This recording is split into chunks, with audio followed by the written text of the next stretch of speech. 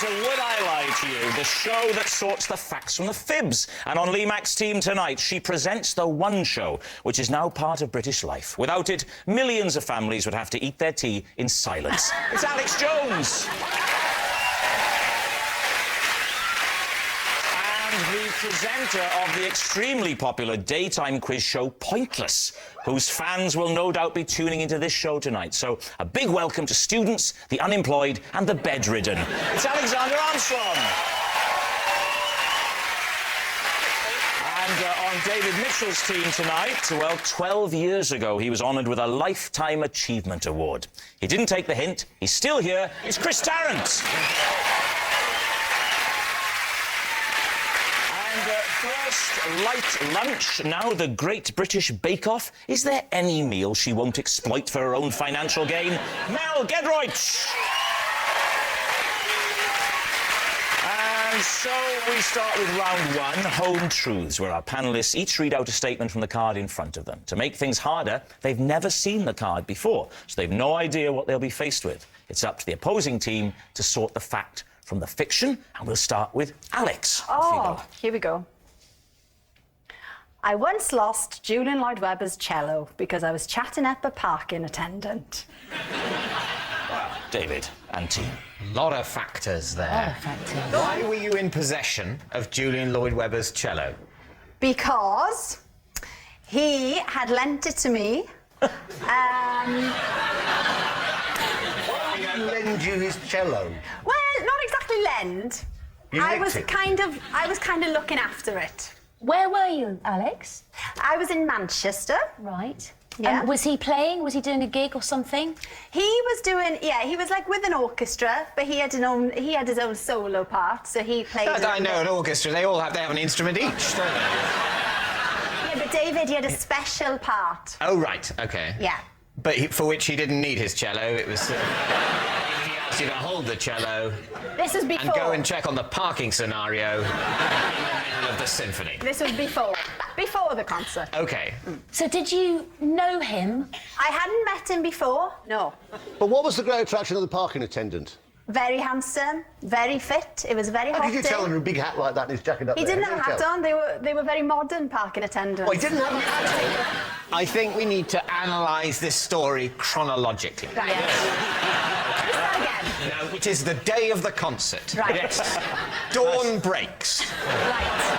Where are you and where is Julian Lloyd-Webber? Julian Lloyd-Webber and I are both in Manchester. When did you meet? In the car park. Yeah. Said like a true Welsh girl. No, the car park.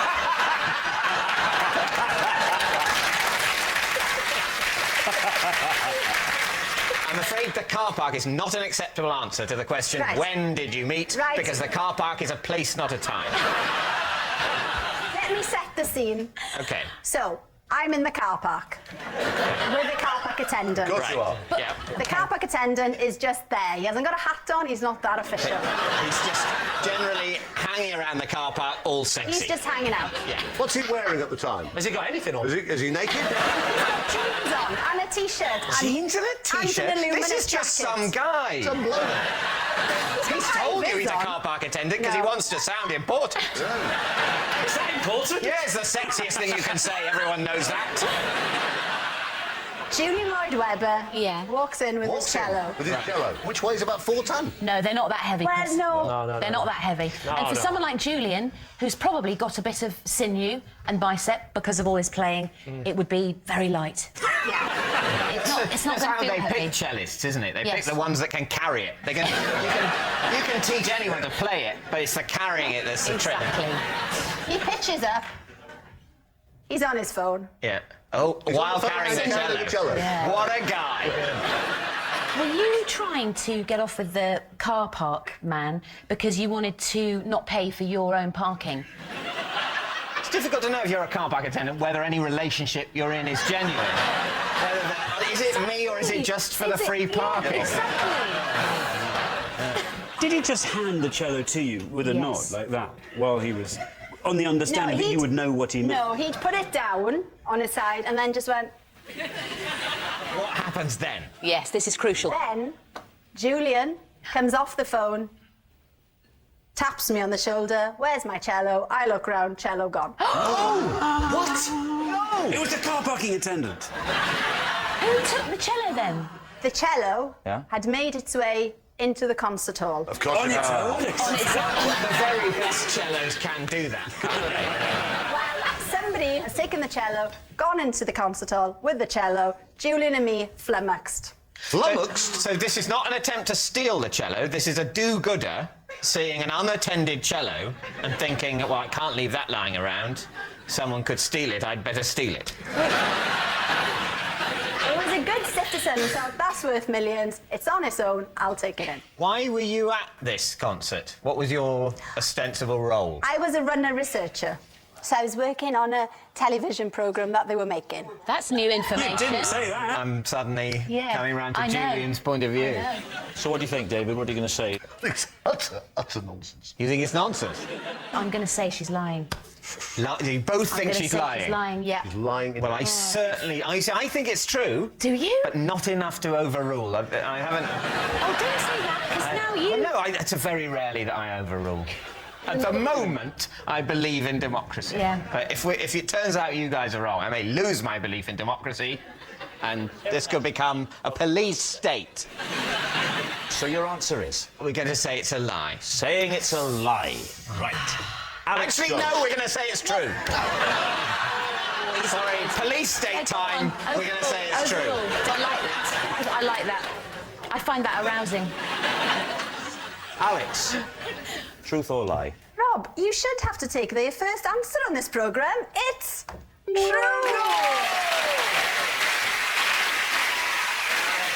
Yes, it's true. Alex did lose Julian Lloyd-Webber's cello because she was chatting up a parking attendant. Right, next up, it's Xander.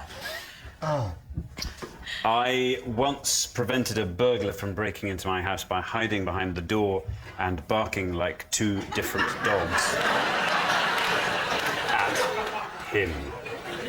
David's team. First up, please do the two different dogs that you did.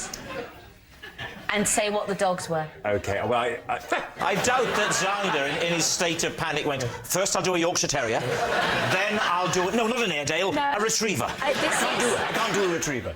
I can't do a retriever. I've tried. No, what I tried to do... The effect I was going for was of scratching paint and doing...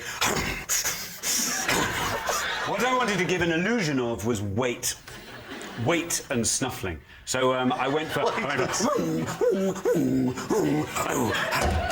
Has anyone got Scooby Snap? And dog two, the different dog. Maybe a smaller dog, the mastermind. One was this. No, the other one I'm just worried about it, but it was... Go. What? Did this frighten the Listen to burglar? this. Did he run off? Did he break into the house, Chris? No.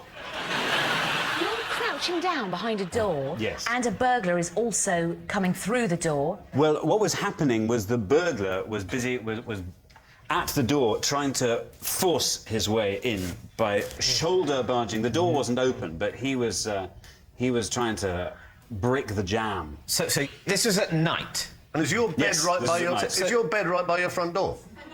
No, it's not. My bed is in my bedroom. Classic.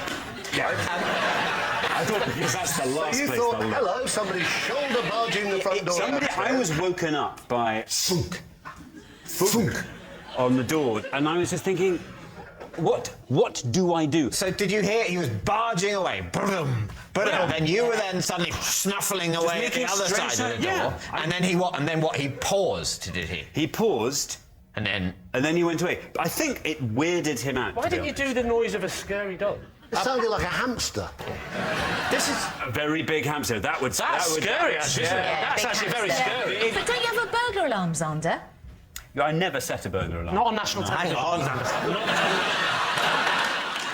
OK, David, what are you going to say? Truth or lie? what do you think, Chris? I think it's so daft, and he's so daft.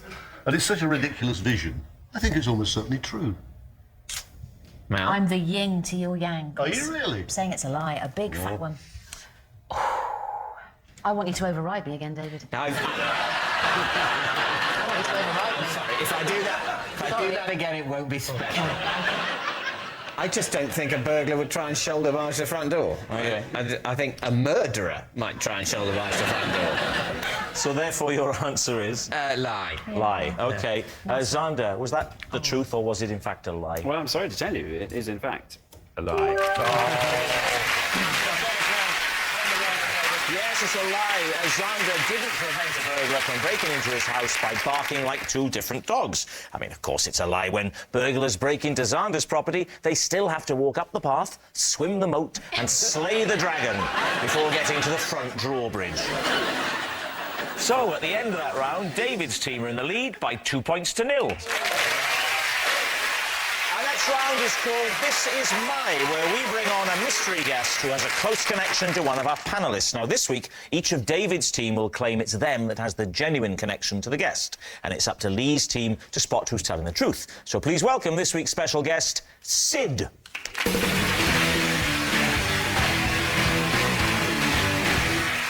So, Chris Tarrant, what is Sid to you? This is my dentist, Sid, and I had to drive her to A&E after biting her finger during a checkup. Right, Mel, could you explain how you know Sid? This is Sid. We once posed as members of an orchestra to gain backstage access to meet our idol. Finally, David, what is your relationship with Sid? This is Sid. Last year... Sorry. There's something about you that I don't think you know any women or anyone called Sid. In which case you'll be saying that it's a lie. Correct. This is Sid. Lie. This is Sid. Last year, she rescued me when a seaside donkey went haywire with me on its back. Can I just say, I retract my earlier comment, true. So, there we have it. Chris's disgruntled dentist, Mel's orchestral imposter, or David's seaside saviour. Lee, where do you want to start? Well, shall we start? Let's start with Chris. What was she doing that made you bite down so hard?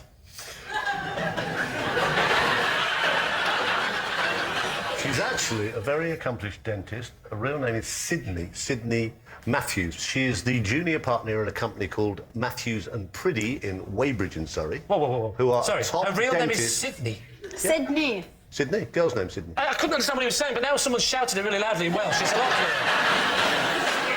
clearer. So, sorry, Chris, say it again. I fixed up to go and have a temporary crown taken out and put the proper one in. Oh, yeah. Coronation, was it? You're getting above yourself, Tarrant. So she starts doing this little bit of drilling, and of course you've got so much glue in your mouth. I'm going, it really hurts, I want to unattack it. And she said, what? At which point I bit her finger, in fact 2 fingers, really quite badly. And she is pouring blood. And has Sid treated you since? No, but she's due to in about 3 months, so I'm trying to be quite nice to her. Right, do you want to move on to another suspect? David, what did it do, the donkey? It ran suddenly in one direction with me on its back. No. Yes. Where were you? I bet he says was on Blackpool. No, I was on the beach. It was in Norfolk. And a beach in Norfolk. Do you know which beach? I know Norfolk quite well. Which beach in Norfolk was it? Oh, damn. It was Great Yarmouth. When was this? It was last year. Do they let adults ride donkeys? Good question. Ask him. Yes, they do. They did. I got on the donkey, it went haywire. What? You saying I'm a liar? The donkey went haywire and Sid rescued me. But what scared the donkey? Yeah, I can answer that. What's... You haven't explained why you were on the donkey. When I look at you, I don't think donkey. Thank you. I think Mel does. The aim was...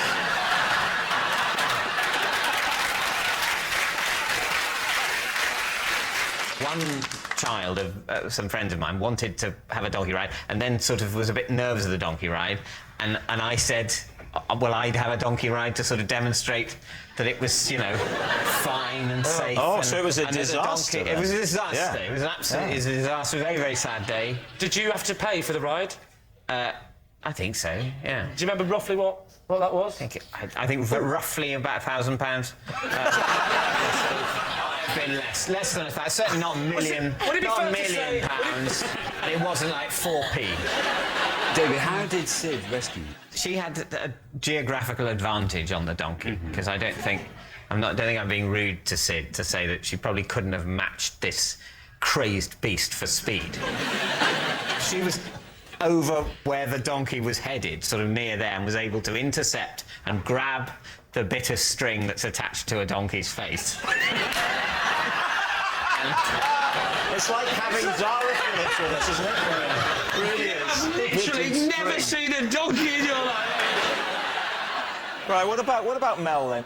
Just remind us again of your story. This is Sid. Yeah? And we once posed as members of an orchestra Yeah. to meet our idol. Right. Who's the idol, just for fun? Leslie Judd, the ex-Blue Peter presenter. You don't need to tell me who Leslie Judd is. So, does Leslie Judd also play in an orchestra? Not that I know of. What was she doing What there? was she then? doing there? She was hosting the event. Where was it? It was in Oxford Town Hall. And you were how old?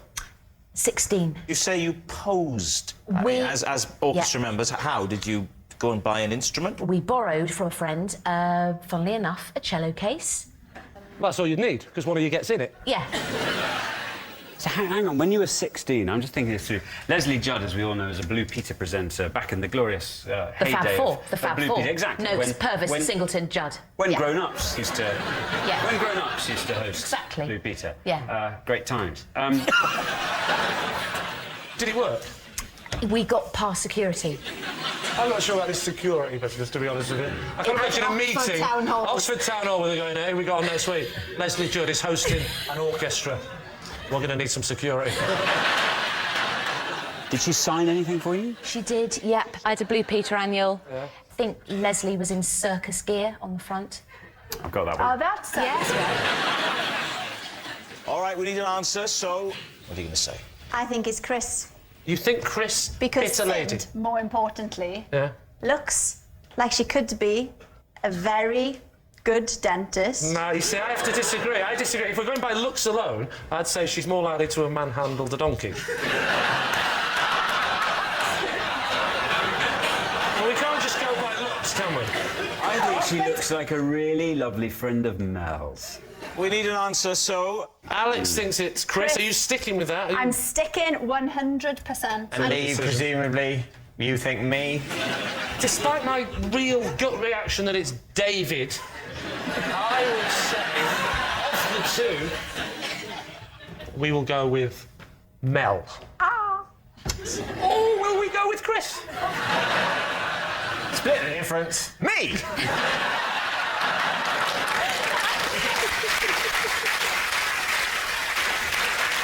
I'll say Mel. You're saying Mel. OK, so, Sid, would you like to reveal your true identity? My name is Sid, and Mel and I posed as members of an orchestra in order to meet our idol. Yes, Sid and Mel did once pose as members of an orchestra in order to get backstage and meet Leslie Judd. Thank you very much, Sid. This brings us to our final round, Quickfire Lies, in which our panellists lie not only through their teeth, but against the clock. We will start with... It's Lee. I can always remember all my ex-girlfriends' names and the order in which I went out with them because their initials happen to make the acronym Bermuda. OK, off we go. Bermuda. B. What? B. B. Will you please give me the names of all your ex-girlfriends and make the acronym Bermuda as quickly as possible, please? OK. Brenda. Brenda! Superb! Brenda is still as popular a name as ever. E. Sorry? Ethel, I'm helping you. What's the next one? E. Is it Ethel? No, it's not Ethel. Enid. No, it's not Enid. Have another guess. Erin. Sorry? Erin. Erin. OK.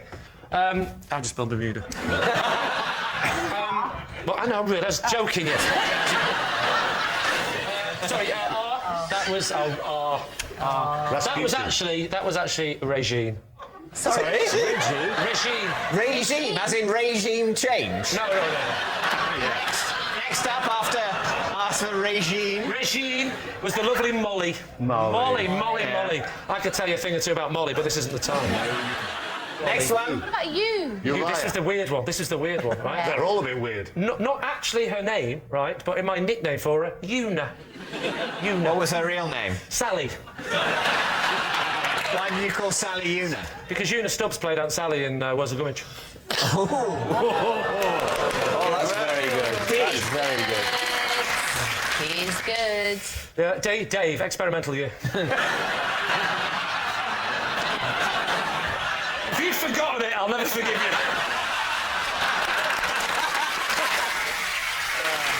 Happy Dave, days,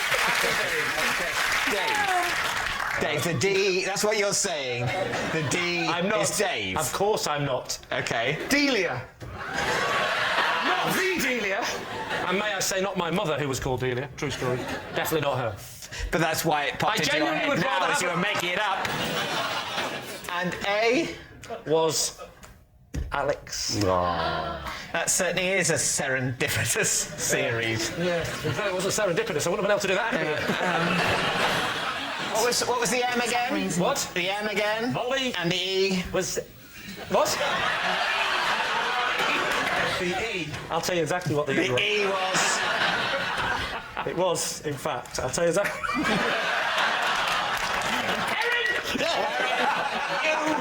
And the U. And I The loved U. her. No. The U. Sally. Real name? Sally. Yes. Come on, Lee, you know this. The D. Give me a D. The D was... Mummy. Deirdre. The E. Give me an E. Erin. The B. Give me a B. That was a long time ago, to be fair. And the R. And the R was Regine. Regine? Little Regine. Well, Is that a name? Regine. It's a name, isn't it? Tell me it's a name. Regine's a name. Anything's a name, isn't it? I went out with a girl called Cupboard for 3 weeks. Not a joke. genuine Where true did story. Cupboard come in the Bermuda list? Oh, she was before I invented the acronym system. Sorry, it was a system. It didn't happen by accident. You were seeking out people beginning with these letters. What was it about the island of Bermuda? Because my ex-girlfriends went missing.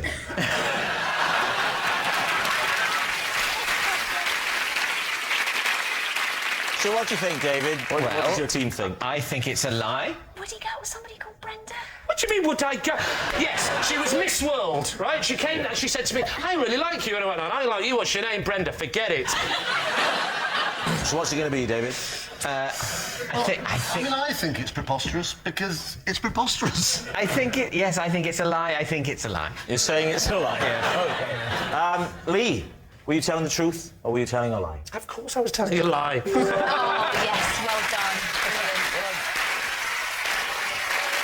Yes, it's a lie. Lee's ex-girlfriends do not form an acronym that spells Bermuda, although they have formed a support group. Next. It's Alex. Oh. I can tell if someone is a good dancer just by the way they smile. David's team. Alex, look at me. Turn your head a little bit. And now this way. Now do it whilst you're dancing. No. Yeah, well, it's true then. Why? What is it That about? smile. Yeah. Because people who are good at dancing... Please stop doing that. I find it a bit disturbing, David. It's just a bit light entertainment for you, David. Really?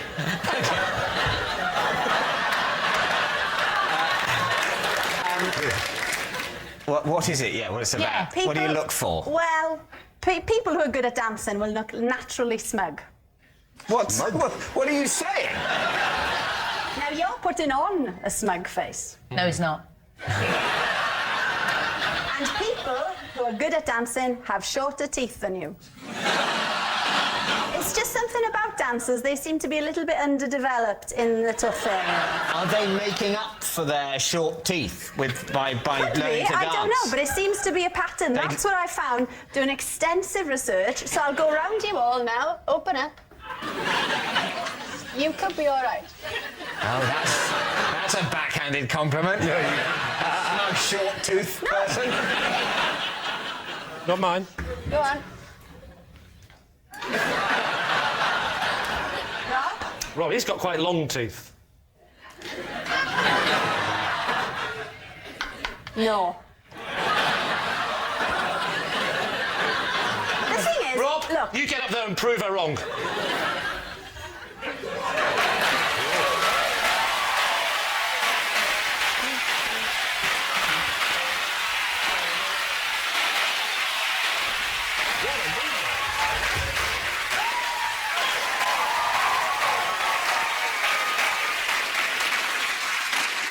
I just want to say, Rob, I've got a lot of respect for your commitment to the show. I mean, I'm no Bruno or Len. I'm no Bruno or Len. Hasn't she got a Hang on, stupid you're voice? now taking them. What is... Does anyone know how large Fred Astaire's teeth are? Small. Small. Didn't have any, just gums. He had little, tiny little... No. Tiny. Just tiny, almost like- hat, lifting up my tie, and So what are you going to say, David?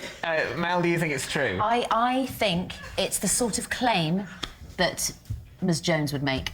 It's not scientifically proven. Oh, you don't say. I think it is the sort of thing she's She's claimed it. She's not saying it is. No. Yeah. Do you think it's the truth? The truth. The truth. I think we think it's true. You think it's true? Yes. Alex Jones, was it the truth, or were you telling a lie? Don't be so ridiculous. It's a lie. Yes, it was a lie. Alex can't tell if someone is a good dancer by the way they smile. All that noise signals time's up. It's the end of the show. I can reveal that David's team has won by 3 points to 2.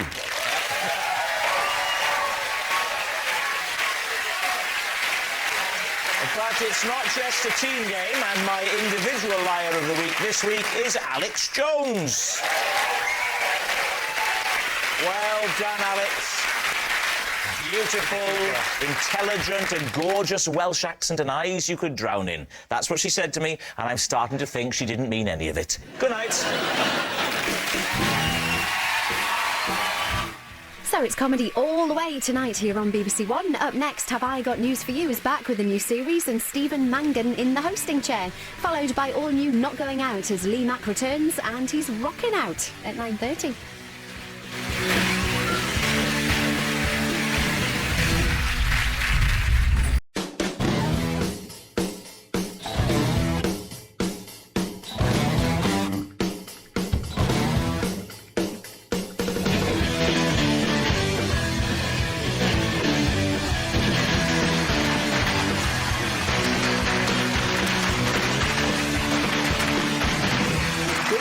Welcome to Would I Lie to You, the show with tall tales and tantalising truths.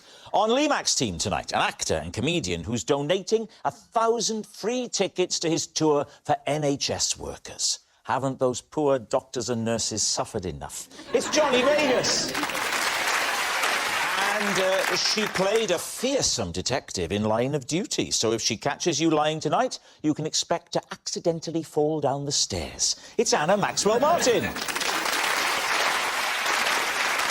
And on David Mitchell's team tonight, a journalist who helps people save money. So he'll be delighted to know that instead of paying him for tonight, we've put his fee into a high-yield ISA. It's Martin Lewis.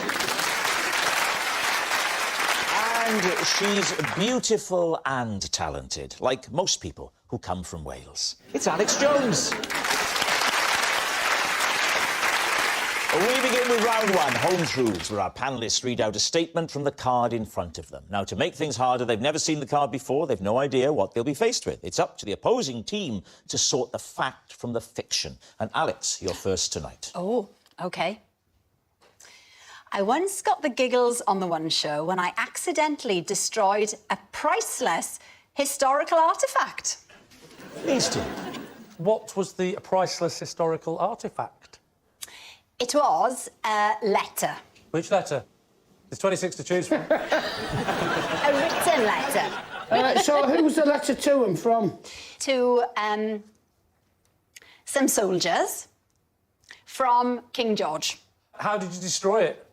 So I was going through a little phase. Was it that phase? It was that phase, but it wasn't that phase. Right. It was a phase where I was drinking green tea. So I had a pint of green tea. A pint? A pint. Proper old school Welsh. Doesn't matter what it is, it has to be in a pint. Where were you hiding it on the set? It was rehearsal. Yeah, but... So no need to hide. Whoa, whoa, whoa, whoa, whoa. I've seen the one show, and you rehearsed that. I did. So basically, the pint of green tea spilt all over the letter, and because obviously letters back in the day were written by, you know, quills and ink, the green tea fell on the letter and all the writing fell off. And Fell off? The writing fell off. Well, it slipped off. It didn't slip off. It didn't slip off. Well, it did.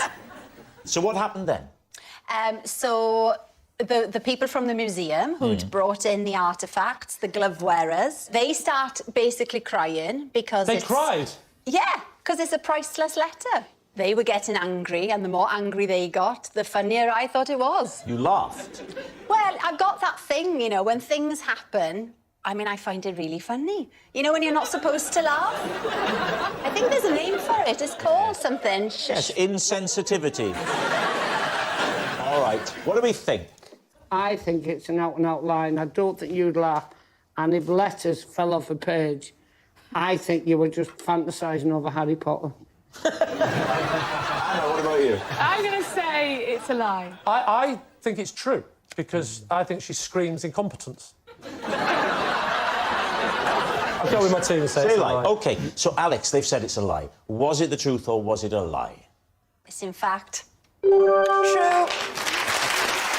Yes, it's true. Alex did destroy a priceless historical artefact. Johnny, you're next. On the show tonight, it's your turn. Possession. Right, there's a box on the floor just underneath the desk. Put the item on the desk and then read the card, please. Out loud. This is my roller. I regularly use it to clean my back in the shower. Would you hold it up for us, Johnny, so we can see Yeah. it? Everybody can have a nice look at it.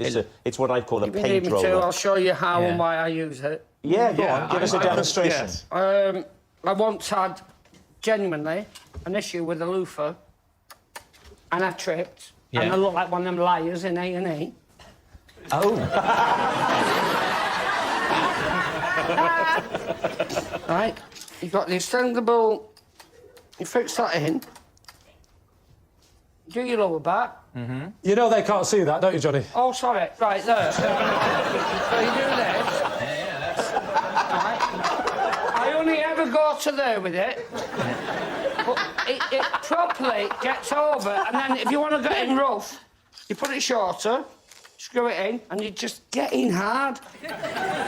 Are you soaping it up beforehand, or you just using the water? Do you know what? One little bit of shampoo on that And that'll do you. does your head to toe. Yeah. Look, all my family came from traditional working backgrounds, and there's something about being in the shower with this going, working in a gold mine.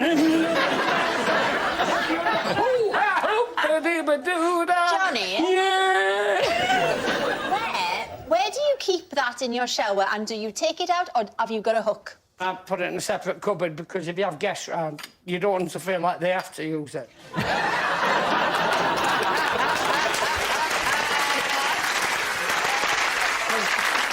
How did you discover it? I looked at it and I went, I love how it works on walls. What could it do to my body?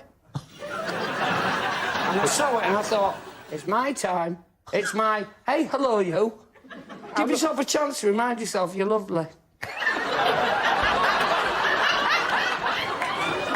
Martin, what are you thinking? I can see him in the shower. Yes. Naked, using that thing. And that'll fade over time. I've also got a vision now. Thanks for that. I don't know if it's true or not, but what No. I will say about it is I think it's a good idea. Right. Yeah. And I would be very tempted to give it a try. I think that would be quite a pleasing sensation. Not as pleasing as putting the soap in the black tray and doing that first. OK, so what are you going to say? I think, should we go? We'll go with it. You're going to say it's true? Yeah. It was very convincing. Yeah. OK, Johnny, they think it's true. Were you telling the truth, or were you actually telling us a lie? Of course, I was telling a lie. Brilliant. Yes, it's a lie. Johnny doesn't use a roller to wash his back. OK, Martin, you're next. Thank you. Once, after misreading a sign, it took me 2 hours to get out of a supermarket car park. Lee's team. Which supermarket? It was Tesco, as it happens. Sainsbury's, Waitrose. Wow, you really were lost. So talk us through what happened. I actually got the van stuck in the entrance to the car park. Yeah. So you weren't lost. I You were wasn't lost. stuck. It was stuck. Wedged. So you took a Wedged. wrong turning and then you got it wedged into the ceiling. Wasn't a wrong turning. He said he misread I a sign. misread a sign. What did the sign say? The sign said maximum height 6 foot. Right. And I, because the sign wasn't at 6 foot high, the sign was like 12 foot, and even though it said maximum height 6 foot, I just saw it and thought, oh, that must be the maximum height. And so I drove the van in, and it's just getting stuck and more stuck. So you're wedged. Wedged. What happens? So the first idea I had was to deflate the tyres. Didn't work. But hang There's on, if you... actually a Winnie the Pooh story about this. I know what Winnie the Pooh did, but I'm not sure it would work on a van. How did you get yourself out of there? So went into the supermarket. And Just got loads of butter and baked beans. Baked beans. No, you... I got them to get a forklift truck and bring out loads of crates of baked beans. Yeah, and fart it out. Put that in the back of the van, got loads of the guys who worked there as well to stand in the back of the van to weight it down and reversed it out. This might end up on the theory test. How many baked beans does it take to reverse? Here's a question. Did it have a ticket barrier? No. End of questions. OK, what are you going to say, Lee? Is he telling the truth or is he lying? Anna?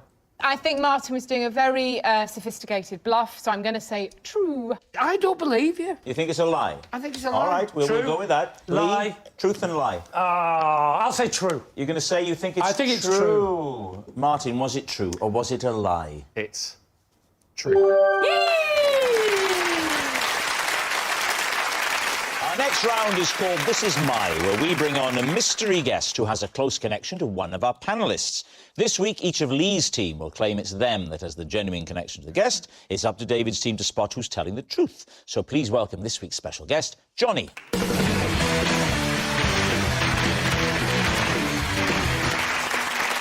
So, Johnny, what is Johnny to you?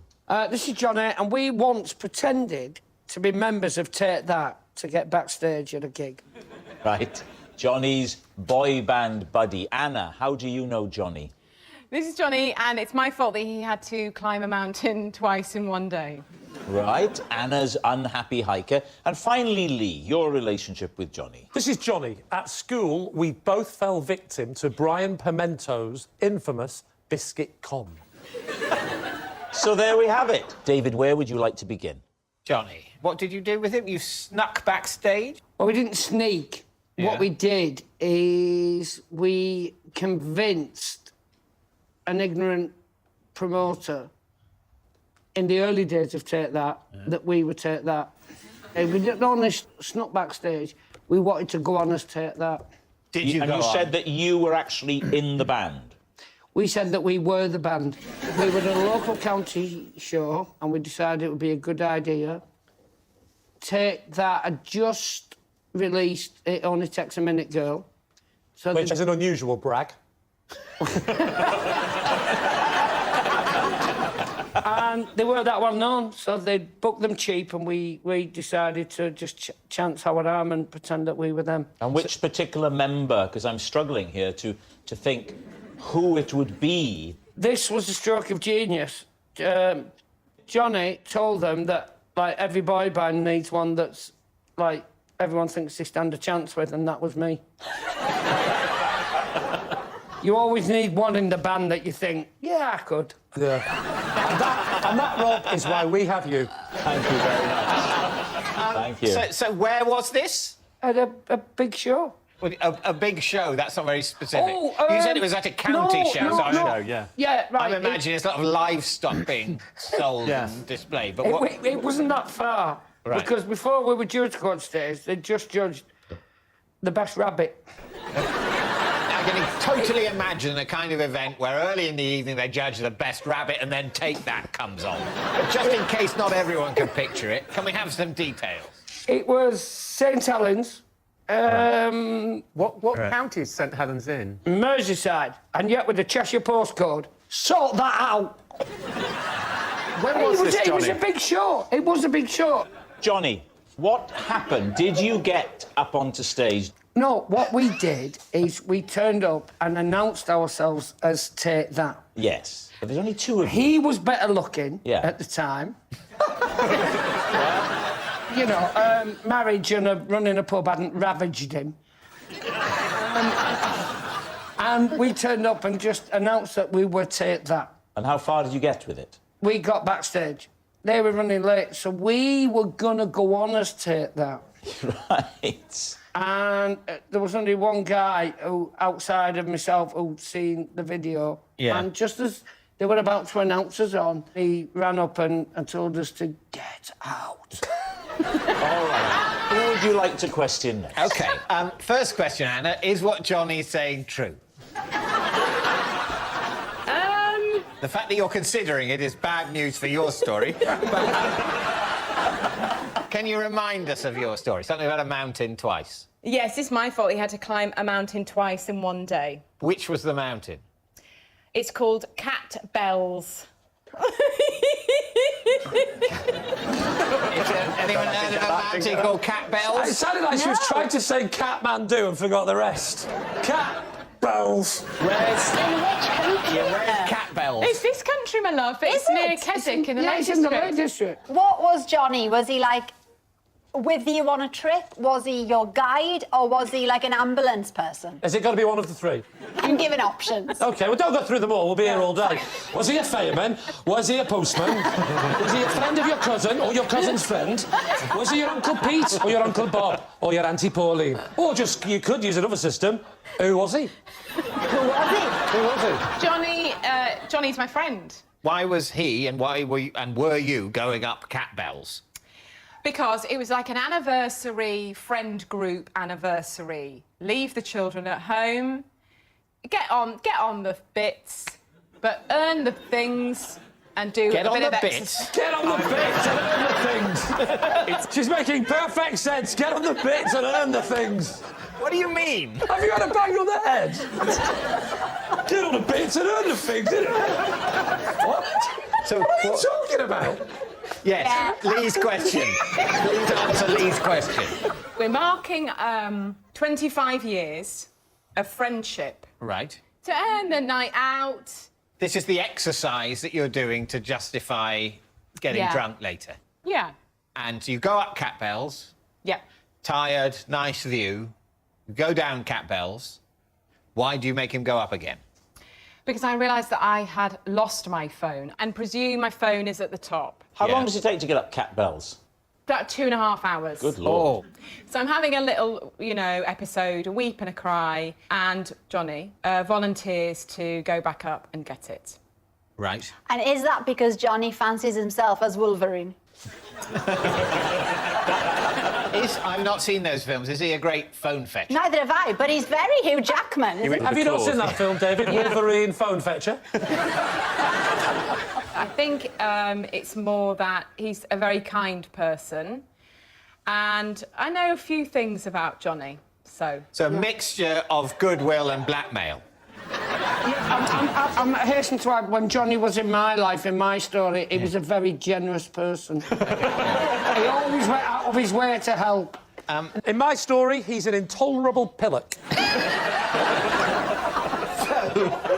So he goes back up to get the phone, then what happens? And then I realised the phone is on my person. Johnny came back down and was like, so sorry I couldn't find it. And then I just said, oh dear. and kept hidden that I actually had it. And when did you come clean? Last New Year. How did Johnny react when you told him? He was pretty good-natured.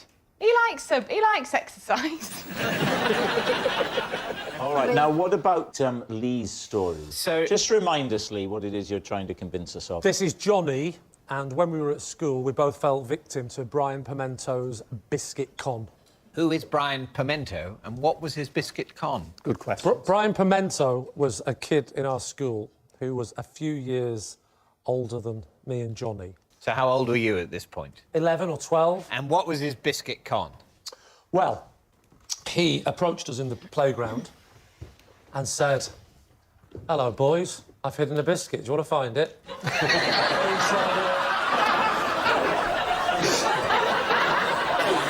He said that his dad worked for McVitie's as a lorry driver. Yes. And that he could get us a whole tin of assorted biscuits each. Those big Christmassy ones with 3 layers.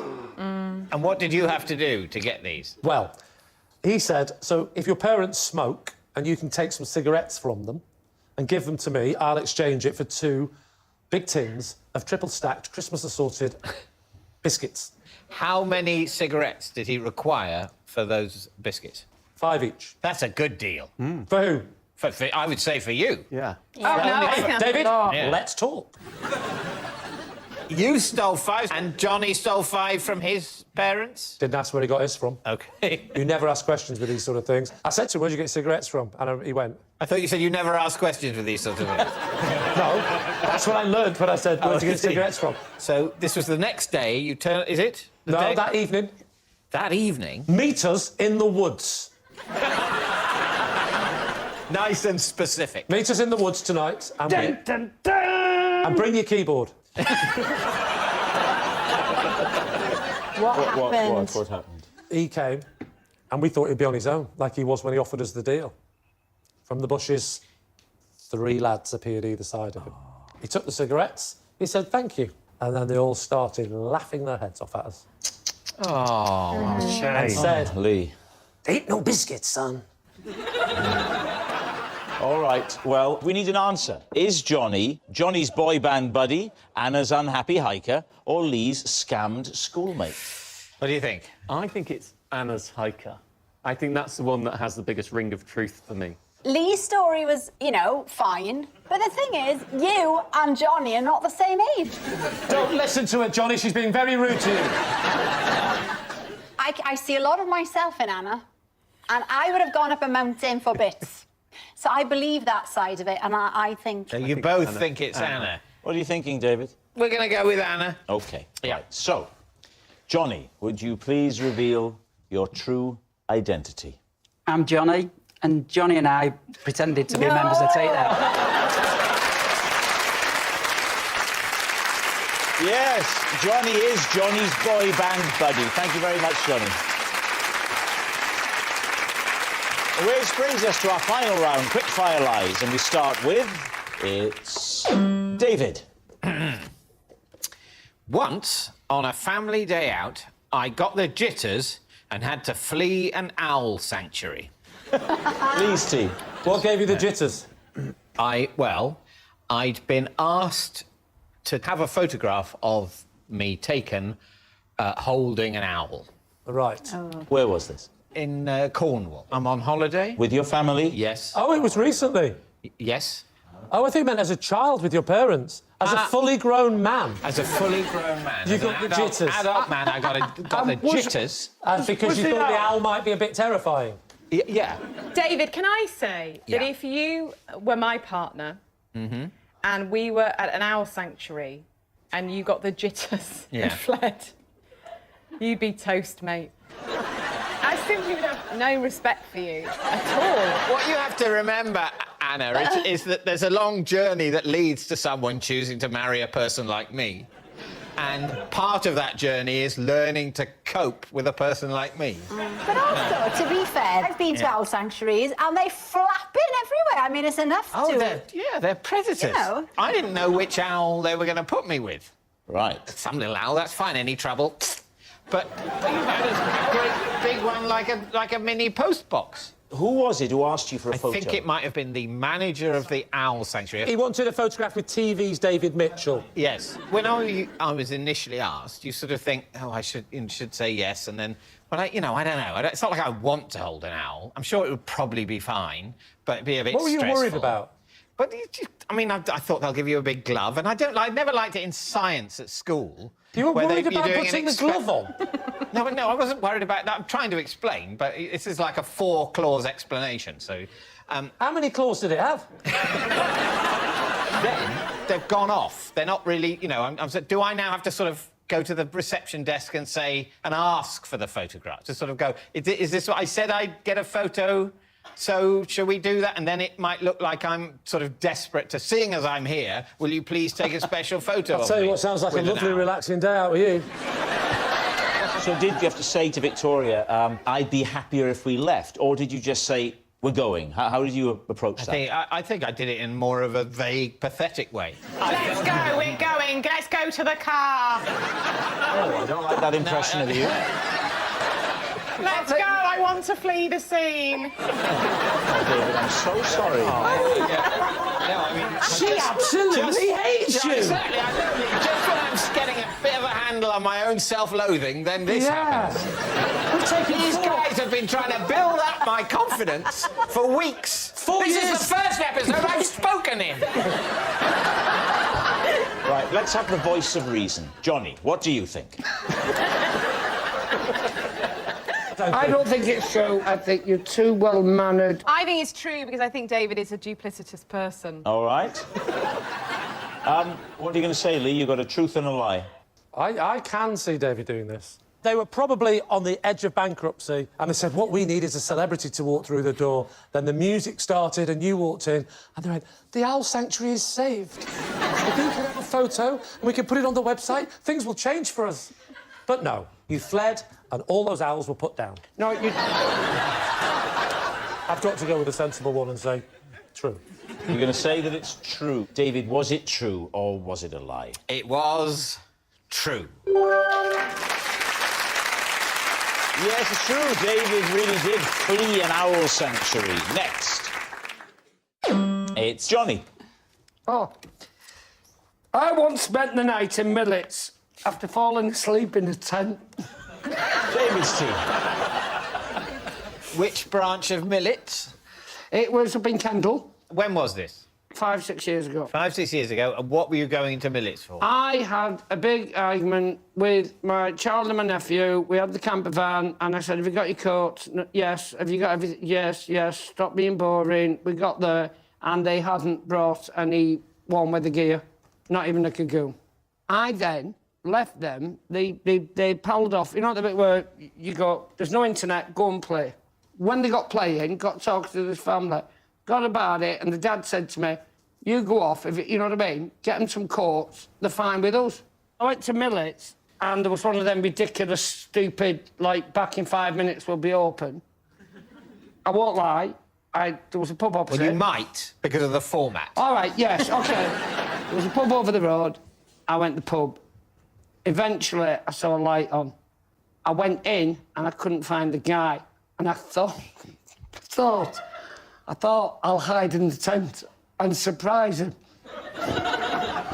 Quite natural. Of course. No, because part of me was annoyed that he'd gone so long. It wasn't like I'll be back in 5 minutes. Right. By the time I left the pub, I thought jumping out of a tent was a good idea. Right. And I zipped it up and I just fell asleep. And when were you discovered? I set off the alarm. Your children were still with this family. You'd left them. They seemed trustworthy. No, this is on a campsite. Yeah. You know what I mean? But did you know the family? We met him that day. I mean, like, his dad seemed very competent at pushing a swing. I didn't, like, abandon him. I thought I was coming back in half an hour. How long were you gone? About 9 hours. What did the family say to you when you turned up? They wouldn't believe that I'd fallen asleep. And the fact is, the thing that really thinking me was, I set the alarm off, people turned up. Who? Police and the manager. And then he wouldn't turn the till on to sell me 2 coats. So what do you think? Martin, what are you thinking? You going in the pub and going into minutes and falling asleep, I can believe. The other family just going, oh, yeah, it's fine, you came back. I didn't say they said it was fine. Yeah, They weren't happy with it. I think they would have done more. It's possible, but I'll go with lie. I think it's true. You think it's true? I think. You think it's a lie? I'm going to go true. You're saying it's true? Yeah. OK, Johnny, truth or lie? Lie. Yes, it's a lie. Johnny didn't spend the night in millets. Oh, that noise signals time is up. It's the end of the show. I can reveal that Lee's team have won by 5 points to 1. Thanks for watching. We'll see you next time. Good night.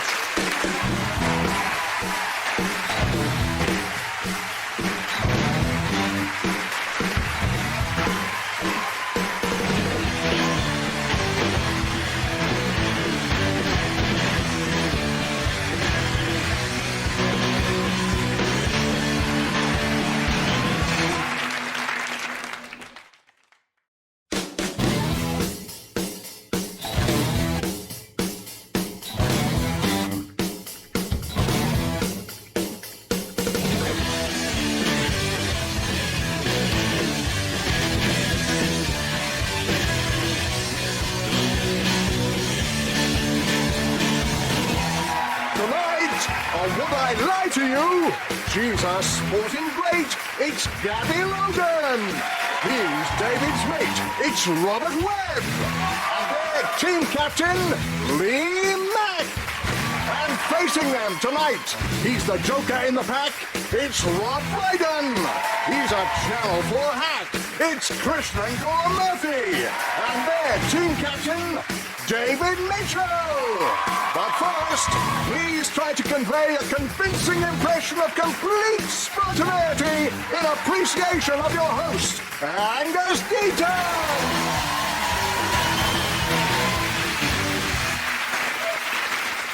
Good evening and welcome to Would I Lie to You? A question to which the answer is, of course I would. This is the BBC. If you look at the definition of lie online, it says it's a type of deception in the form of an untruthful statement, which is pretty rich coming from Wikipedia. And estimates say that everyone lies on average twice a day, so I guess there must be a fair few people out there who aren't lying at all for Gordon Brown to be able to fit in all of his.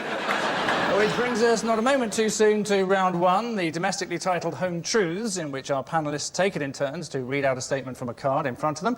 That card may contain a familiar truth or a scurrilous lie that we've made up on their behalf, and they're now reading for the first time, in which case they have about 2 nanoseconds to come up with a convincing story, so no pressure. Commiserations then to Gabby, who is first up. Thank you, Angus. I have stolen sweets from Madonna's dressing room. Right. Well, I think the key is the context there. Why were you in the Madonna complex, moving from room to room in search of sugar? It was actually her dressing room at a concert venue. Could you be specific, or were you taken there blindfolded? It was at a venue in London where she was performing. Could you be even more specific than the city? The Brixton Academy. Right.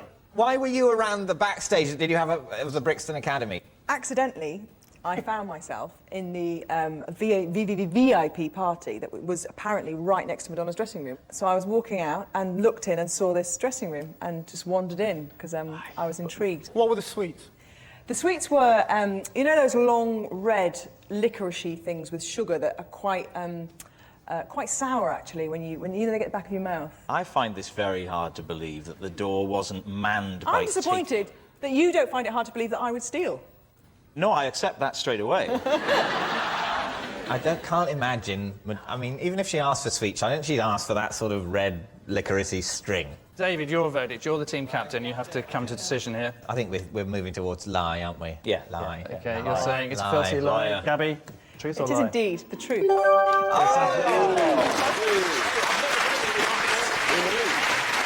It is true, Gabby did steal sweets from Madonna's dressing room. Seems only fair. Madonna helped herself to a child from Malawi. Rob, your home truth, if you would. Right.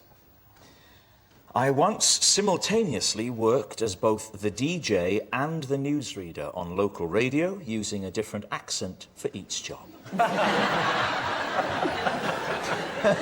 I really hope this is true. What were the two accents? When I was a DJ, I used to... I was younger, so I had kind of a higher voice, and I used to kind of talk a little bit like that and say, thanks very much. The newsreader, I would talk a bit more like that. So that's not the accent, that's just the tone. That's the tone, yeah, the pitch. Well, if you'd let me finish. I had a slightly Welsh tone to the newsreader, because I am Welsh, and I would sort of give it more of a sort of Anthony Hopkins, sort of, in other news coming in at the moment, there's been a horrific pile-up on the M4 motorway, ambulances are on their way there right now. I would just do it more slowly, give it a slight more Welsh lilt. Did you ever have any banter between yourselves? Oh, I never did, no. What's the station again? BBC Radio Wales. Was this a time of great cutbacks at BBC Radio Wales? Why couldn't they It's always a time of great cutbacks at Radio Wales. They couldn't afford a newsreader. Are they very expensive, Krishnan? Newsreaders? I mean... I love the idea of Krishnan doing that on television as well, just getting a wig on and running over to the weather. The first time it happened was sort of accident. It was when the newsreader didn't come in. It was a very early show. It was the 6:30 in the morning to 7:30. And the newsreader, one time when there was snow, didn't come. And they said, will you read the news? And I did it for a laugh, did it in a different voice after the jingle, which is not what they were saying, and then just kind of stuck with it. Did you read the sport? No, there was a sports guy called David Cartwright. Interesting they didn't give him the news job. We've already established, Gabby, that you are little better than a thief. So... for you to sit there taking the moral high ground when I stepped in to save a colleague who got stuck and couldn't make it in, frankly, is a bit rich. And I expect more support from a team captain than I'm getting at the moment. I'm getting nothing from this fella who's sitting here reading my thoughts going, I wonder what he's thinking right now. I can't imagine. Where are you, big fella? Because frankly, David, now would be a good time to join in. I know it's harder and harder to get impressions on the television, but this isn't the place. I'm totally behind you. I would just like to publicly say how plausible I think everything that you've said is. It's exactly what I'd have done in your position. So, Lee, you're going to have to come to a decision of some sort. I thought that was an assured performance, and I wish it were true, but I don't think it's true because that would be silly. Yeah. What do you think, Gabby? I think it's a lie. Robert, I think it's a lie. OK, we think that's a lie. They're saying a lie. They are saying it's a lie, so fact, the truth, please. It's a lie. It is a lie, well done. Well deduced. It is a lie. Rob did not simultaneously work as the DJ and the newsreader on local radio. To be a local radio DJ, you have to have enthusiasm, poise, and the belief in your heart of hearts that Slough actually matters. Next up, it's Robert's turn to astonish us. My nickname at school was Mr. Custard.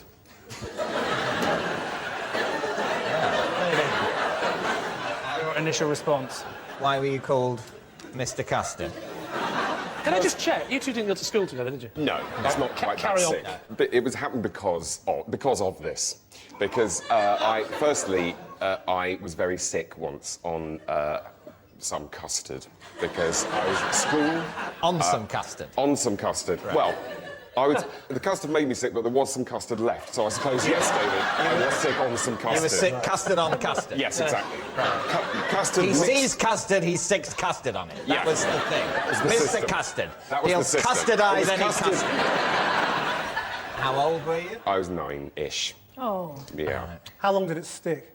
How long did it stick? Yes, the nickname. It was relatively easy. Every person in this room thought you meant the custard. Everybody. For a couple of years, and then I changed school, luckily. So, and then I cleverly didn't tell the new people. I sort of feel that people say children can be very cruel. And actually, wouldn't they focus more on the whole pukey, vomity element rather than the custom call you Mr. Sick or Mr. Puke, Mr. But if he was as charming at school as he is now, then I think they would focus on the custard. That's why I'm now coming around to believing his story. I'm both moved and delighted. I'm kind of with you on that it's not quite cruel enough as a nickname. So therefore, you're thinking... therefore, I'm thinking lie.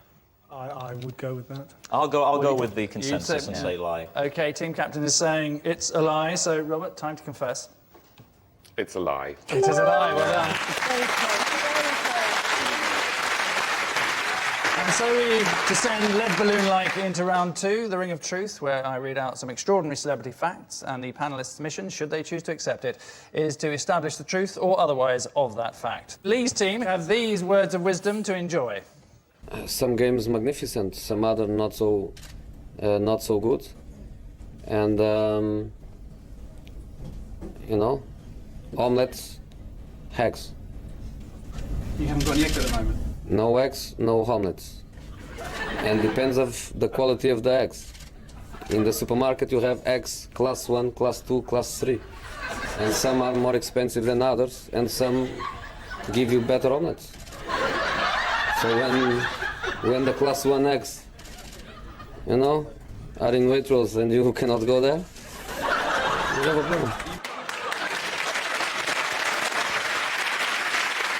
I like it that, you know, he's launched fearlessly into this extended egg metaphor in a second language. And he's a football manager, not the most chatty, eloquent guy he's usually most of the time. And he's kind of doing it, and then towards the end, he starts to slightly smile, and it's like, yeah, sometimes I even amaze myself. I mean, you get the sound of those slightly arse-licky sports journalists starting to chuckling along, going, oh, Jose's off on one again. Oh, I love it when he goes off on one. Oh, he's brilliant. What a character. What a boring twat.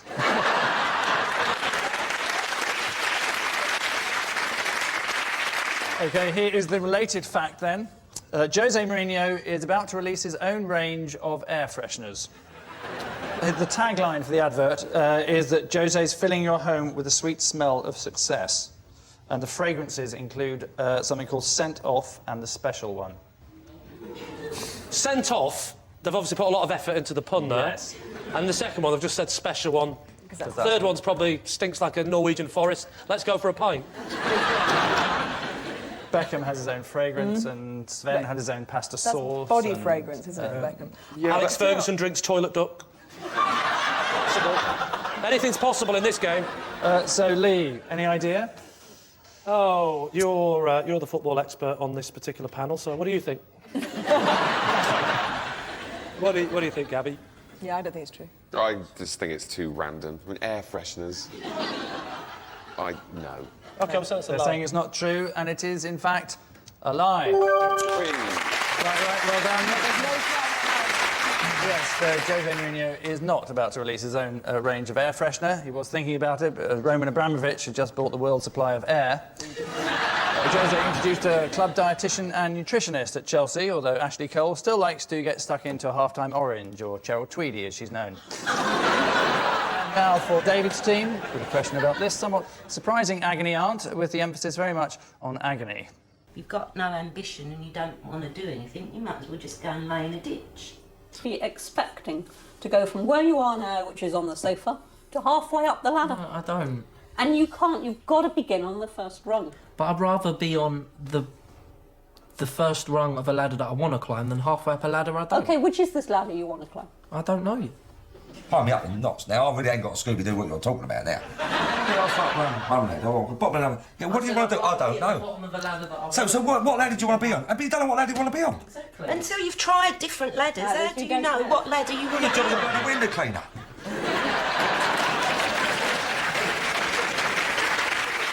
The slight flaw in that programme is the message that if you work really hard, you can end up like an insane woman with lopsided tits and a crash helmet hairdo.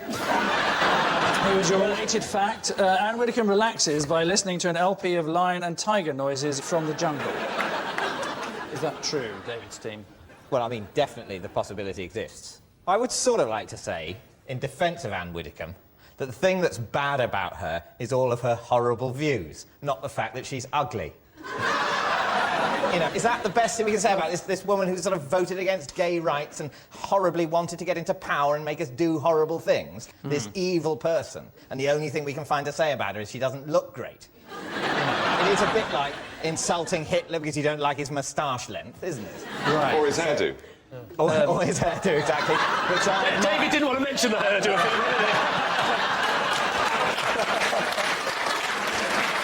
I mean, I don't want to help your team, but the key words you want to be looking out for those is the LP bit. I mean, there's something about the idea of being on an LP and going... She would have a gramophone. I think that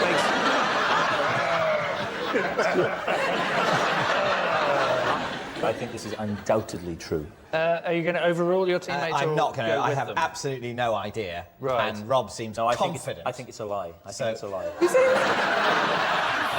Your current view?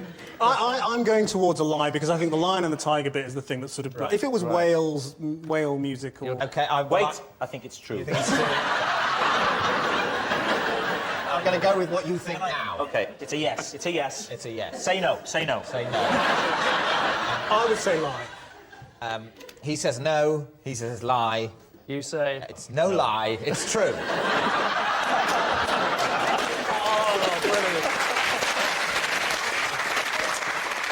Which is the right answer?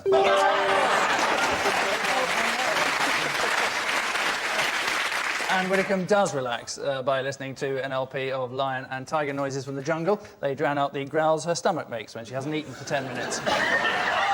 There's nothing like hearing the sound of lions' jaws crushing the skull of a screaming wildebeest to send you nodding off. And on track 5, side 2, she feeds them an asylum seeker. Which means at the end of this round, well, neither team has the comfort of a lead, both tied together on 3 points.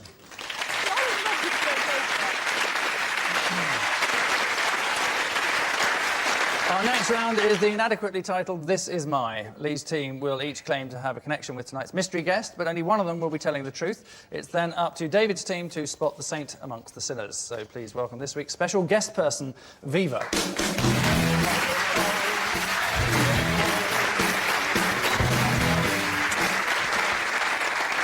So, Robert, what's Viva to you? This is Viva. She is my ex-girlfriend. She dumped me when I got her for Christmas a torch. Gabby, perhaps you'd like to explain how you know Viva. Yeah, this is Viva. She was my arch rival in rhythmic gymnastics. And finally, Lee, your relationship with. This is Viva. She tried to teach me to swim when I was 30, but it didn't work. So there you are. A former partner to Robert, a rival gymnast to Gabby, or Lee's unsuccessful swimming coach. Who do you want to start with? What are rhythmic gymnastics? Rhythmic gymnasts use ribbons, hoops, balls, clubs, ropes. So not proper gymnastics, then? It's a form of gymnastics which it has its own beauty. And at what level did you compete? We competed at international level. And you're still friends with her now? Yeah, we know each other, yeah. When did you last see her? Oh, a few months ago. Where? Just around the corner. Where? Just... What, in the street? Where? Just in Where? In London. Where? At a gym? Where, sorry, I got this. Where in London? Where in London did you see her? I saw her in a restaurant in West London. Which restaurant? She's lying. Next.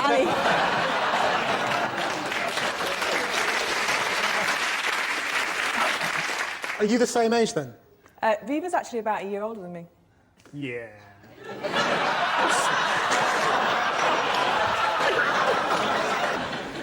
And if you're friends with her, you would know when she's due, because... Is she pregnant? Because I didn't like to say. I thought you just let yourself go. So you can't swim, Lee? Well, I couldn't swim when I was 30. I mean, how old are you now? I'm 39. 39. Well, I think you can say if she's been trying to teach you to swim for 9 years. No, and you she still hasn't been can't. trying to teach me to swim for 9 years. She tried to teach me to swim when I was 30, and she failed. Where did you have your lessons? In my hometown, Southport. I reckon he's lived in London for more than 9 years. He wouldn't have been in Southport 9 years ago, so he How do you know how long I've lived in London? Because, of course, you've been on the circuit, you've been around for a long time. Believe it or not, you can live up north and still be on the telly. No, you can't. No, you can't. No, you can't. We've got this thing that's just come up north called The Car, and it's brilliant! Why at age 30, what was it that made you think, I really ought to learn to swim? It's a good question, and I can answer that very simply. I moved to Brighton, and I lived in a flat that overlooked the sea. So hang on, so you moved to Brighton and you travelled to Southport to have your swimming lessons? Thank you, sir! You're done! You're done!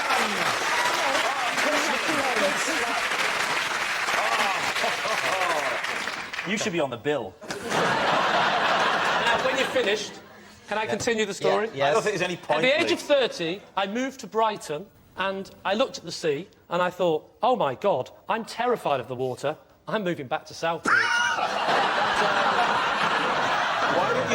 Why don't you join Gabby in Liar's Corner? Rob, when did you go out with...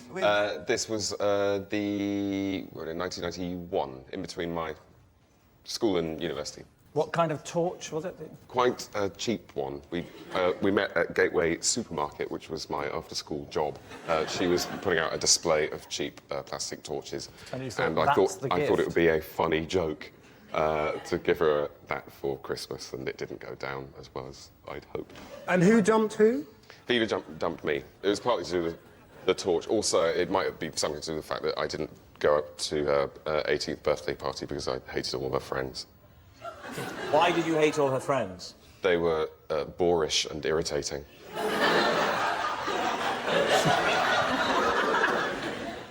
What did you learn from the relationship? What did you take away? To try and form relationships with people that are based on more than just sex and drinking.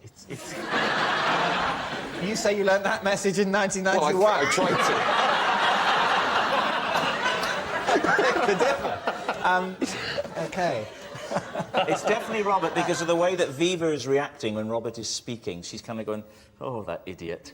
So I think Robert is telling the truth. Can I also say that for a pregnant woman, those boots are ill-advised. You say... Back support, my love. You're making problems but she was for a later gymnast, you see, so she's got very good core strength. Gabby, she's a swimming teacher. She's not pregnant, it's a buoyancy aid.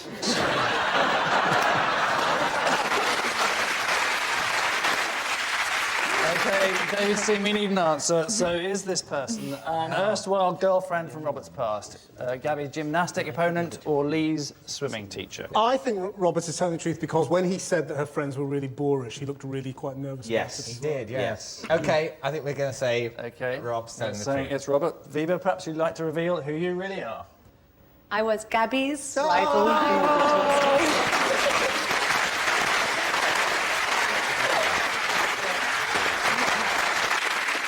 So, ladies and gentlemen, congratulations to Viva, and thank you very much indeed.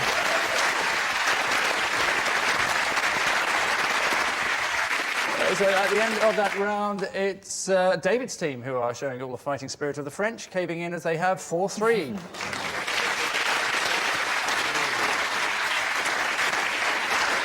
And so we come now happily to our final round, more disturbing insights from our panellists, who yet again have no idea what's written on the card they're about to read. Beginning with David. I believe disaster will occur if I don't adhere to my special alarm clock system. What is this alarm clock system? Well, the system is that I have 2 alarm clocks, one that plugs in and one on my phone, and I set them both at the same time because historically I used to be quite a deep sleeper and it was difficult to wake up. One will usually go off first, even though they're for the same time because the clocks are independent, and I have to turn the other one off before it goes. What kind of disasters do you imagine will occur? Well, I imagine I might die, basically. I imagine I might discover I've got a terminal disease, or I imagine whatever thing I'm most worried about. Are you following this? 'Cause I'm totally confused. You've got 2 alarm clocks. Yeah, one of them is plugged in, one of them's on your phone, and the explanation for why do you do this is because I think I might get a terminal illness. Is there a big bit that I've missed out? Yes, there is. All the words I said in between those parts of the story. That's why you've missed out. Yeah. So, Lee, do you think there's any truth in this? I think we have to rely on Robert's knowledge of David for this. I think it's true. Yeah, You do? Yes. I've spent many years watching David try to leave the house without unlocking and locking and unlocking and locking the door 7 or 8 times, and so I believe he would have a system for waking up. You are team captain. Definitely true, definitely true. OK, we'll go with true. You're saying it's true. OK, David, reveal all.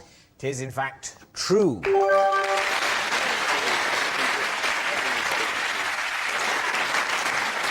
Yes, David does believe that if he doesn't adhere to his special alarm clock system, some kind of disaster will occur, like someone finding out he's got a special alarm clock system. And a lot of sportsmen are superstitious too. Tim Henman, for example, had a lucky towel that he believed made him win tennis matches. He left it in a hotel room in 1993.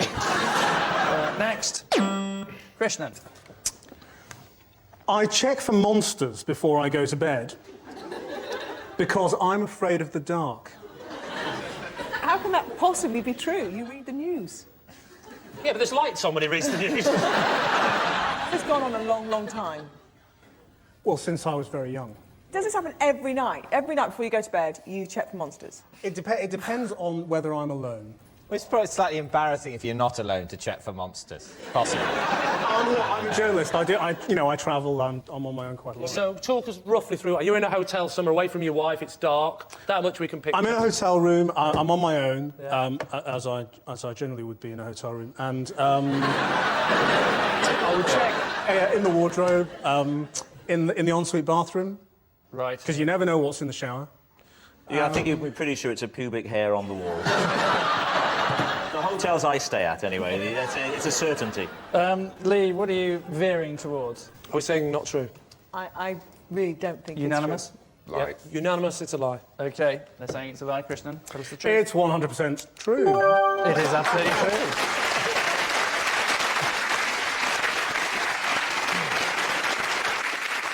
Next, Rob. You're on. I was voted the 47th sexiest man in Wales. Who was the 48th? I think was John Humphreys, the guy who reads. Who made this part? Who was it? Wales has its own newspaper called the Western Mail. Have we asked him which year this was? Oh, yeah, which year was it? It was clearly not in the last 10. It was about... Listen to you, George Clooney. I could take that coming from Robert, who has a certain earthy charm. Right, thank But you. from a rejected Chuckle brother, it's a bit rich.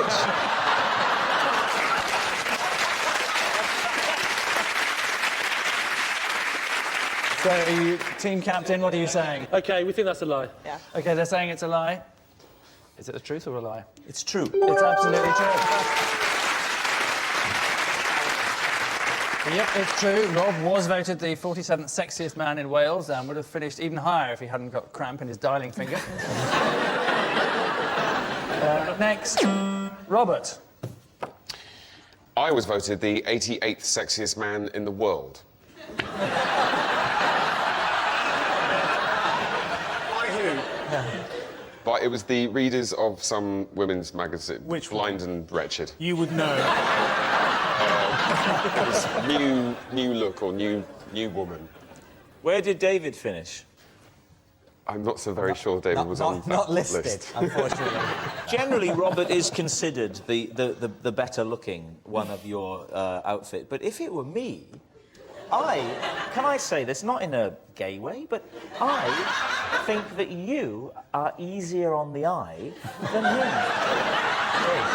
I think there's something very pleasing, and you may notice I've been looking at you a lot. Not in a gay way, but I just think he looks lovely. I feel a bit weird about this.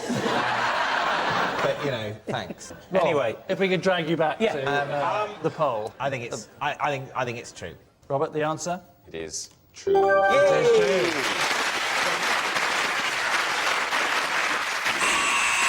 Which hyperactive buzzing sound means that at the end of tonight's contest, it's David's team who've lied their way to victory, having thrashed Lee's team 7-6.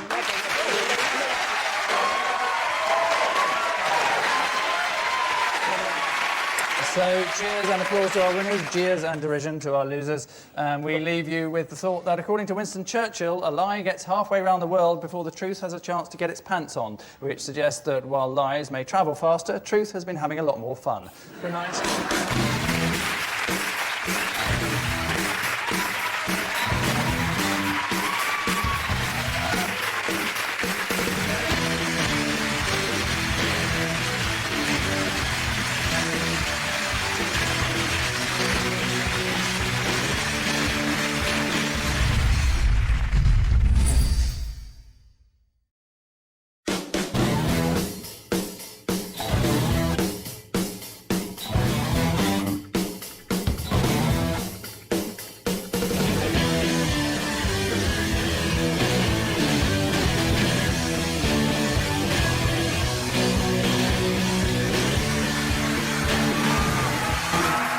Tonight, on Would I Lie to You?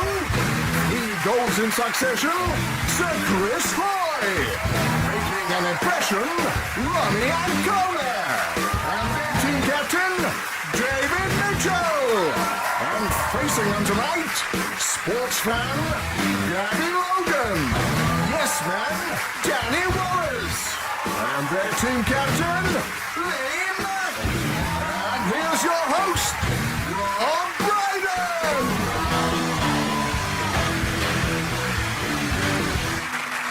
Good evening and welcome to Would I Lie to You, the show that rewards the ability to deceive. In medieval English courts, the truth was tested by ordeals of fire and water, on the basis a truthful person would be protected by God, who would then let them live a long and fruitful life until they died of syphilis, aged 22. When asked if lying is justified, a staggering 73% of university students simply copied their answer from Wikipedia. So, to round one, Home Truths, where our panellists each read out a statement from the card in front of them. To make things harder, they've never seen the card before, so they've no idea what they'll be faced with. It's up to the opposing team to sift the fact from the fiction. So, Chris, you're first up. Please reveal all. I have been approached by NASA to be the first man to cycle on the moon. Please, team. My first instinct is, why? Because obviously you can't go that fast on the moon, so it would be a waste of your talents. They may as well take you, Lee, with all respect. And I'm imagining that your insurance is a lot higher than your insurance. Gabby, why are you so convinced that it was Lee and Chris that got down to the last two? Anyway, when? It was straight after Beijing, about 2 weeks after, but I had numerous requests and I had emails from all kinds of different people. Why did they wait 2 weeks? Lee said no. Not straight away. I thought about it for a couple of weeks. I think I can sort this out. It's quite a bold claim you're making there, Chris. Tell me, is it true?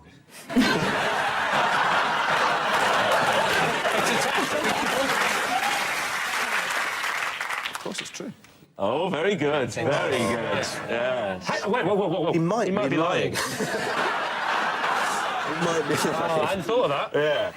Did they explain why it's crucial to the future of space exploration? Well, have you moving very slowly on a bike that doesn't work properly? Slowly, not with the stabilisers. He wouldn't.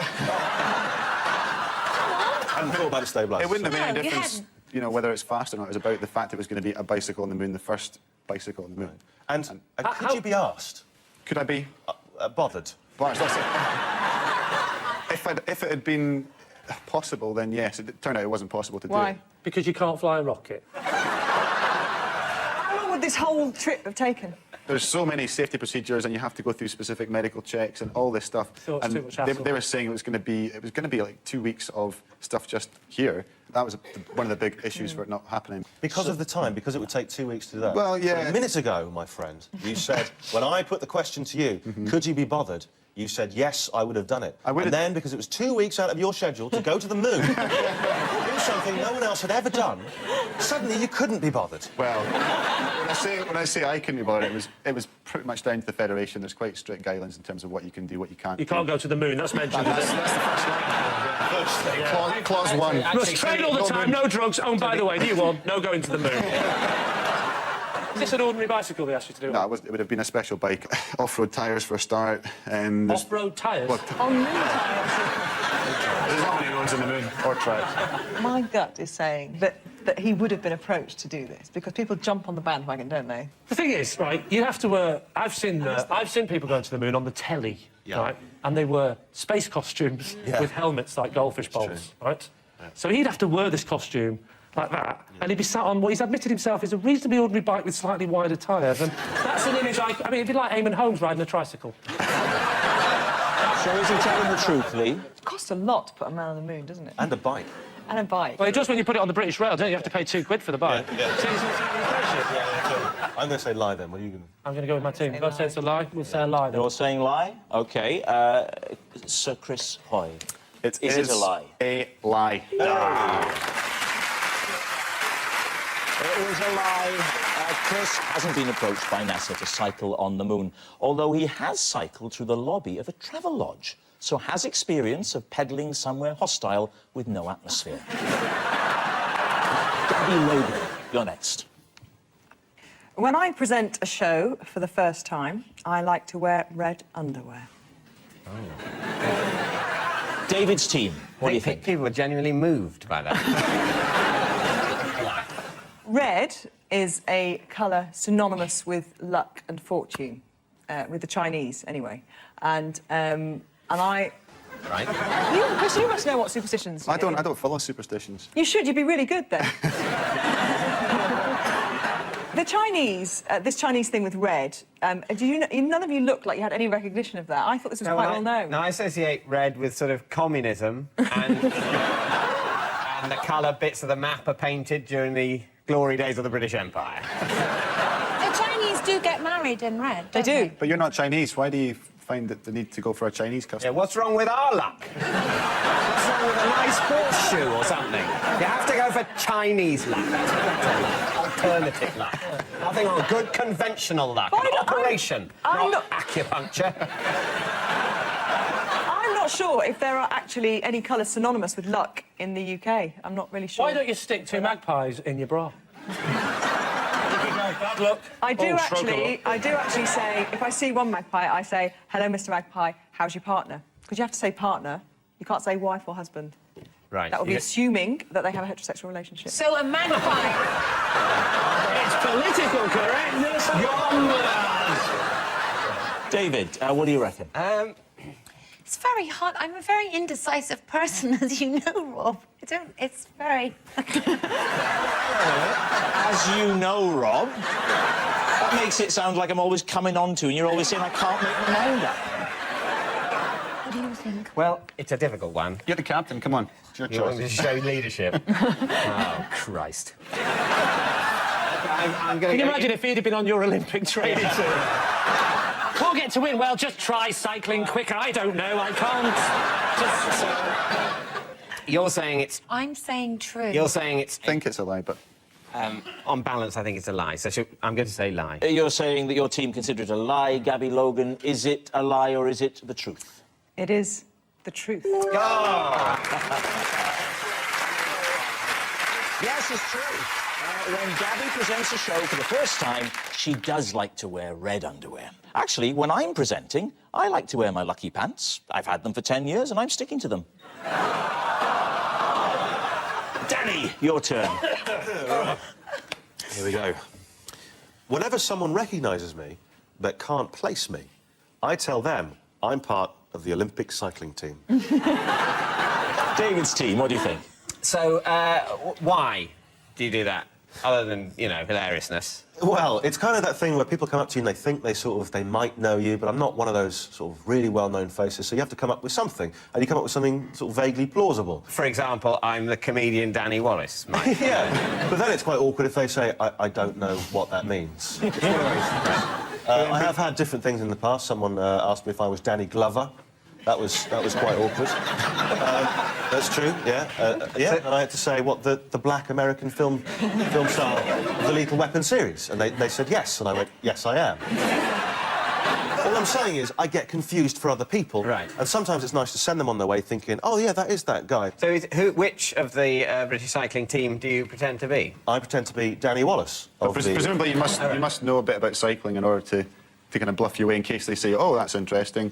What event do you do? Well, he knows the basics, like it wouldn't work on the moon. Yeah. You like science, Chris? Yes. To be fair, Danny has got the haircut of a man who's just ridden on a bicycle. Backwards, through a hedge, on the moon. What if they ask you, do you shave your legs? Well, it's never really gone that far. From where you're sitting, can you see Chris's thighs? From where I'm sitting, they are massive. Seriously, have you ever been able to put your legs together? I don't want to insult your legs, per se, Danny. Yes. It's just that if you are an Olympic champion cycling, then that is going to have some notable effect on your physique. Let's not forget, I'm not actually on the Olympic cycling team. So you can't go, well, your legs aren't big enough for a start, and also you don't shave them. I think it's a lie because I think it's a lie. Yes. I mean, Why not just say you're who a you are? comedian. It just comes down to Danny's impish sense of fun. I think we all think it's a lie. You all think it's a lie. OK, so, Danny Wallace, truth or lie? It's a lie. Yes. As we suspected, it's a lie. I could have been part of the Olympic cycling team if it hadn't been for my lack of training, determination, fitness, and bike. Our next round is called The Ring of Truth, in which I read out some amazing celebrity facts, and all our teams have to do is decide whether they're true or not. So, David's team, take a look at this. Can 2 people from the audience, please? Going to form a well-bridged escape. Please check the bag. Check the bag with the seats and the trapdoors.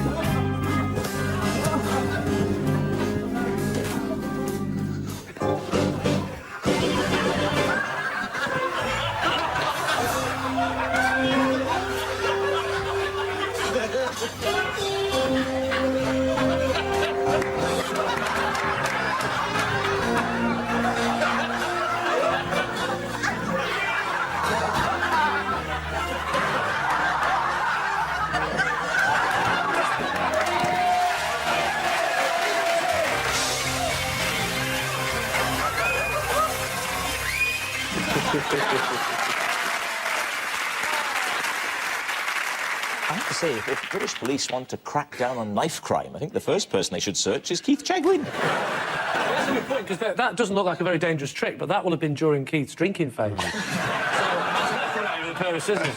Yeah, I think if anyone that drunk comes that close to me with a knife, I'd be glad to be in a bag. Here's the related fact, then, for David's team. Prince Charles became a member of the Magic Circle when he auditioned using his cup and balls trick. I think we all know that it's got absolutely nothing to do with testicles or anything. And so there's no need for people to be tittering away about that sort of thing. I think this is true. He wouldn't have the time on his hands to practice magic. He's got such an important job. This was in 1975, all David. the things he's got to do in his day. He's got to talk about the buildings and make all the biscuits. And then I suppose he'd probably find a bit of time, actually. He said, I met him twice, and he said the same thing to me twice. Did he juggle 2 his years balls apart. with you?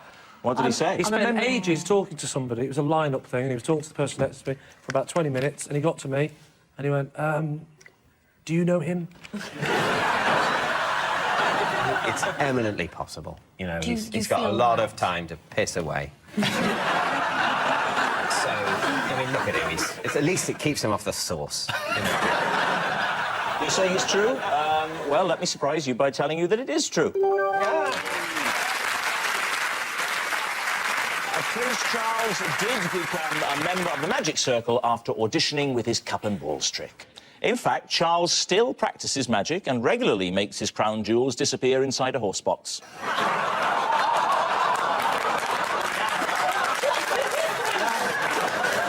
I'm doing it with charm and a cheeky grin. Now, Lee's team, take a look at this. The automatic public convener, commonly known as a superloo, plays music, is centrally heated and washes itself out after it's been used. Tramps try to use them for a night's sleep. Prostitutes use them for their business. They're in there for 15 minutes and then it's all over. The door opens automatically after 15 minutes. Homosexuals use them. People leave shopping bags in there, wallets, their briefcase, anything at all. Anything you think of carrying with you in the day, you'll usually find in the lavatory sooner or later. I know the Bee Gees haven't done much recently, but is Robin Gibb a toilet attendant? Here is the related fact, then, for Lee's team. Gary Barlow has a microphone installed in his downstairs bathroom to record new song ideas, as it's where he feels the most creative. And it isn't just a loo, it is a proper downstairs bathroom. There is a bath in there as well. Well, Gary Barlow strikes me as no-nonsense, salt of the earth, you know, common sense. I trust him. I trust Gary Barlow. And he seems to be, in his pursuit for excellence with the Noble Ballad, putting lots of electrical equipment in a bathroom.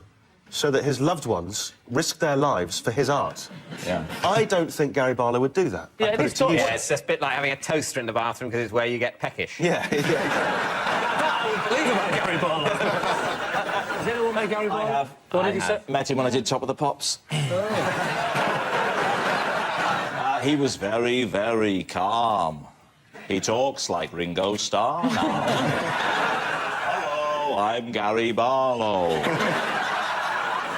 What do you reckon? Gabby, is it true? What is your gut saying? It said no. It's It a said no. it's a lie. It said it's a lie. I'll go with that. Your tummy tells you it's... Yeah, lie. Well, then I'll go with my team and say it's a lie. You're saying it's a lie? I am. It's actually a lie.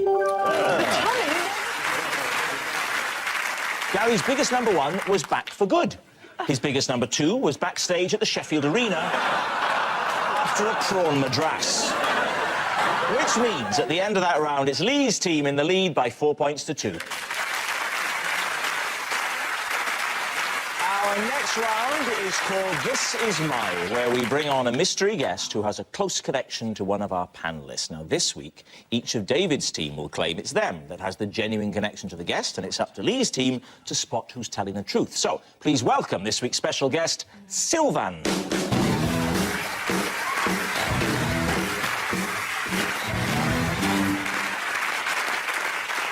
So, Ronnie Ancona, what is Sylvan to you? This is Sylvan, and he designed a household robot that speaks with my voice. All right. Chris. This is Sylvan, and he's my masseur, and he was also the guitarist in Simply Red. Right. All right. And finally, David. This is Sylvan, and he's my next-door neighbour, and I promised I'd get him on TV. After he complained about an all-night party in my flat. So there we have it. Lee, where would you like to start? Well, I sort of remember a bit about Simply Red. Uh-huh. Do you remember him in Simply Red? He was a lot more ginger. Was he the guitar player, did you say? The guitarist, yeah. Lead guitar or bass guitar? I wasn't a big fan of Simply Red at the time. No offence to Sylvan. I'm just curious, though, how you go from being a really good guitarist to, I'm sure, a really good masseuse. It is a good point, Gabby, but you don't spend 10 years of your life, you know. And it's high up, because that's how they did it in Simply Red. Doing all that, right? Maybe he did that, playing the bass. He does And still just, play. he got his fingers against his muscles, and he thought, I'm quite good at this. Anyone seen any cyclists? I've got an idea. David, on average, how often would you say you, David Mitchell, throw all-night parties? Once every... Just like a ballpark figure. 14.7 years. So talk us through what happened. There's a knock on the door, I'm assuming. Knock on the door, and I answer the door, and Sylvan said, you know, can you please make a bit less noise? I'm trying to sleep. She says, and at which point I felt very guilty. I said, yes, we made a bit less noise. What were you celebrating? Your highest score at Scrabble? What was it all about? It was after an awards due. And you just went, everyone back to mine. Not every. It was about sort of 8 people. So 8. What do these robots look like, and what will they do when eventually they are developed? To be honest, I actually haven't seen one. I was employed sort of as a voiceover artist. Do it. Do the voice? Do the voice of the robot, yeah. I recorded a whole lot of stock phrases. Give us some. Give us some stock phrases now. Okay. My task is complete. Okay. What do you want me to do now? Let's stay on that one. Any others? No, Master. Sexual acts are forbidden.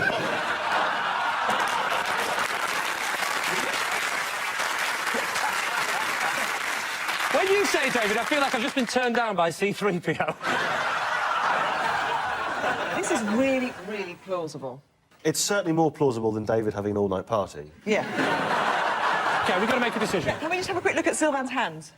Those are his hands. They are nice. Actually, that was a good clue, because if he hadn't have had any hands, that would have ruled out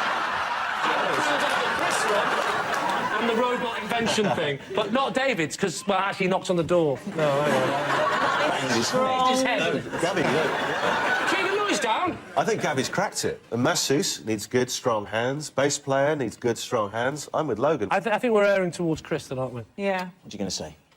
We'll go with Chris. OK, Sylvan, would you like to reveal your true identity? I am Chris Hoy's masseur.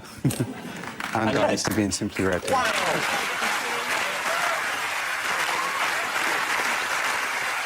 I have a little knot here. Could you just come and have a little go? Well, no, put some effort into it, man. Don't just lean over. Oh, my God, David could have done that. Don't. Sylvan, thank you very much indeed. Congratulations.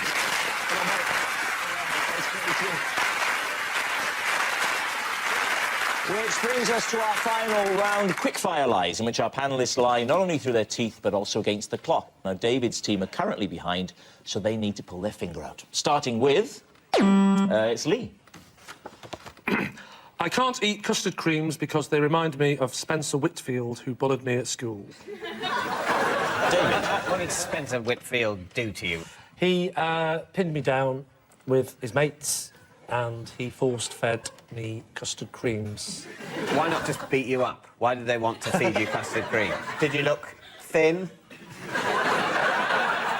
The kind of lessons we had was, believe it or not, in secondary school, right, we'll go around the class and you've all got to tell us your favourite biscuit. One you like, one you hate. And what subject was this? It was home economics, and... Did you do A-level home economics? No, I didn't do A-levels, obviously, look at me. What do you think the effect of A-levels on the face are? The type of school you went to, if you were a boy, you couldn't do home economics, you would have been doing woodwork. Yeah, no, I think you're mixing me up with the film Kes. Where it was a choice between kestrels and coal. I was allowed to choose home economics. Why did you choose that subject above kestrels Do you know or why? coal? Genuinely, I thought it was about money. I thought I'd learn how to use money in a sensible way. And I got in there, and it was full of the kids that wanted to do cooking and needlecraft. Who were big bullies.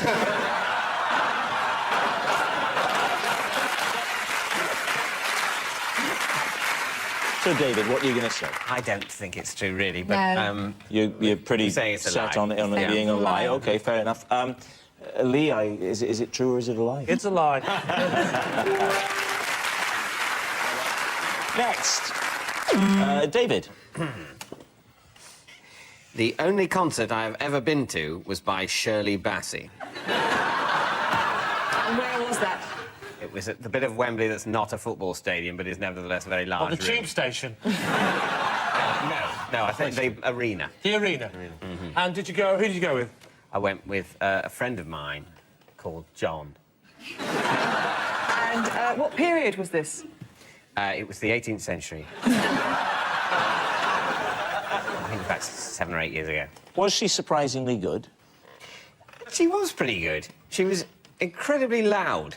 I didn't expect that, do you, at a concert? Can you remember any of the songs she sang? I think she sang all the, like, Goldfinch. She definitely sang Diamonds Are Forever as well. And I can't help thinking you know nothing about Shirley Bassey, but you've watched a lot of James Bond films. I can't believe you've never been to a classical concert. OK. So what do you think, Lee? It's a Well, curious I don't one. know. I can believe David doesn't strike me as the type of person that would go to loads of gigs. Yeah, so it is possible that he's not been to a concert before. It's a lie. Yeah. What do you think, Gabby? He's very clever, though, isn't he? Well, he's not that clever. I mean, it's all a facade. I'm actually the clever one. The gut. This is an act. When we go backstage, I'm like, David, marvellous performance, and he's like, they fell for it again, didn't they? So we're saying... I think, like you, it's a lie. OK, my team say it's a lie, so we'll say that that is indeed a lie. You're saying it's a lie. OK, David, is it true? It is true.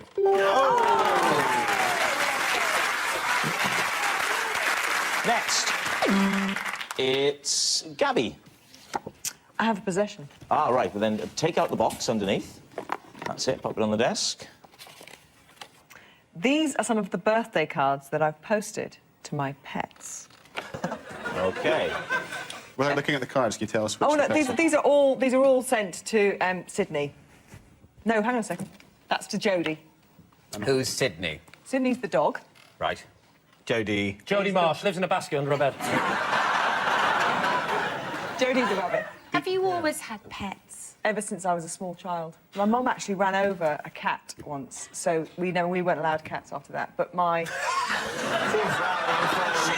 she afraid that the cat community would take their revenge? Can we have a look at the cards? No, you can't. No. You can look at them if you want to. Chris, would you get them Chris. so we can all enjoy your thighs? Thank you. Walk across the stage. You can't read look them, at you the can just look thighs. at the front. You can take them and read them, do whatever No, you you want. can't. Yes, he can. Touch those No, you cards can't. and you'll be cycling on the other side You of your can't. face. The rules of the game say you can't. If you think that's going to stop me, you are so mistaken. Give them over. Hand them over. Gabby, hold on to your principles. I can't find them. Cards now. Thank you. Now, it's a shame we had to do that, wasn't it? We might as well, now we've... Well, this one is to Michael. Is that a pet name for Jodie or Sydney? I don't know. Sort of, in a way, it's less trivial than the pet's own name. This is to Sherbet. Why is this one to Charlotte? Because Sydney's real pedigree name is Sherbet Arundai Grunchfeld. Really? And why didn't you mention that? Rundai. Grunchfeld. That's his official name. It's a nickname, and in an official birthday card, you use a Sherbet shortening of the Arundai. official name. Who's Michael? Michael. OK, look. Jodie the rabbit does this dance where she goes, oh! And we said, she looks like Barbara.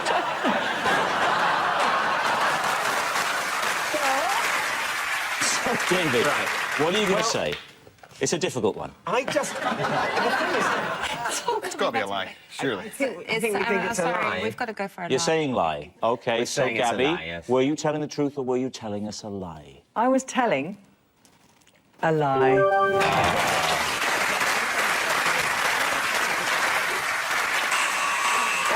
And that noise signals time's up. It's the end of the show, and I can reveal that David's team have 5 points and Lee's team have 5 points. It's a draw! And it's not just a team game. My individual liar of the week this week is Gabby Logan. An incredible result for Gabby, who's 8th place in the rhythmic gymnastics at the 1990 Auckland Commonwealth Games suddenly pales into insignificance. Good night.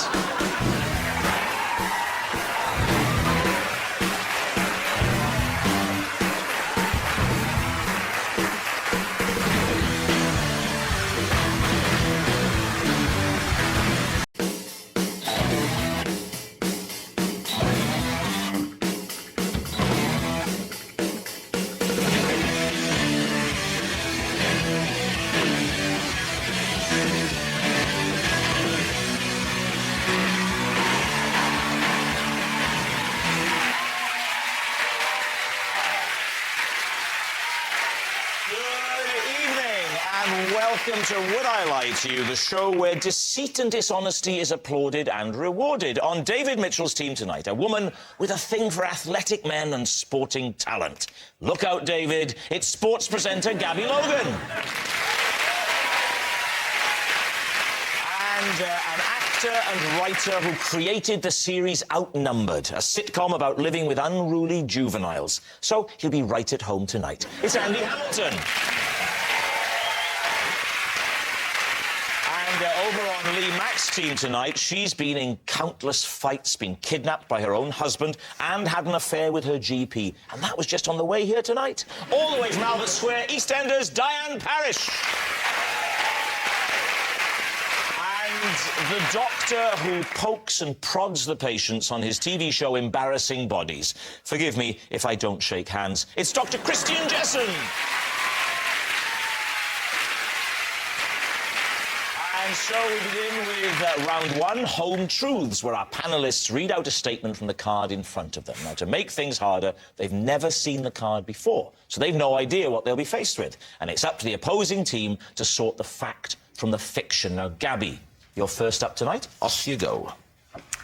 When I want to remember something late at night, instead of writing it down, I just grab an object from my bedside table and throw it across the room. There we are. Lee, what do you think? So what's the theory behind that? Well, I think that if I throw it in the morning, I'll remember what it was that I was trying to remember. So, for example, if you were lying in bed and you were thinking, I must remember tomorrow to pick up the pillow, you'd get the pillow, you'd throw it... Have you experimented with slightly easier techniques of remembering stuff, like pen and paper, maybe? It is quite odd to throw things, but actually, in a way, having a pen and paper next to your bed, I would say is odder. I'd be more freaked out like it was some sort of marking system. Is that why there's pen and paper next to the beds in hotels? It's in case people want to mark each other. It's not just for countdown, David. When was the last time you did it? Do you remember? No, I was just... That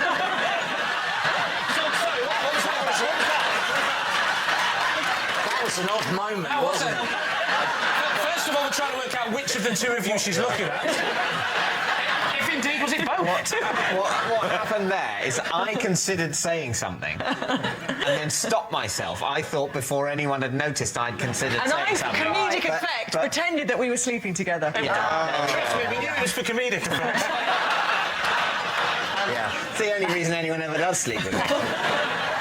So, no, the last time that I did it was to remember... I think I hadn't done my kids' school lunch boxes, so it was to remember to do their lunch boxes. Right. Does it have to be something related? So if it's to remember to book a taxi, do you throw a model taxi onto the floor? Is it something that will there be a clue?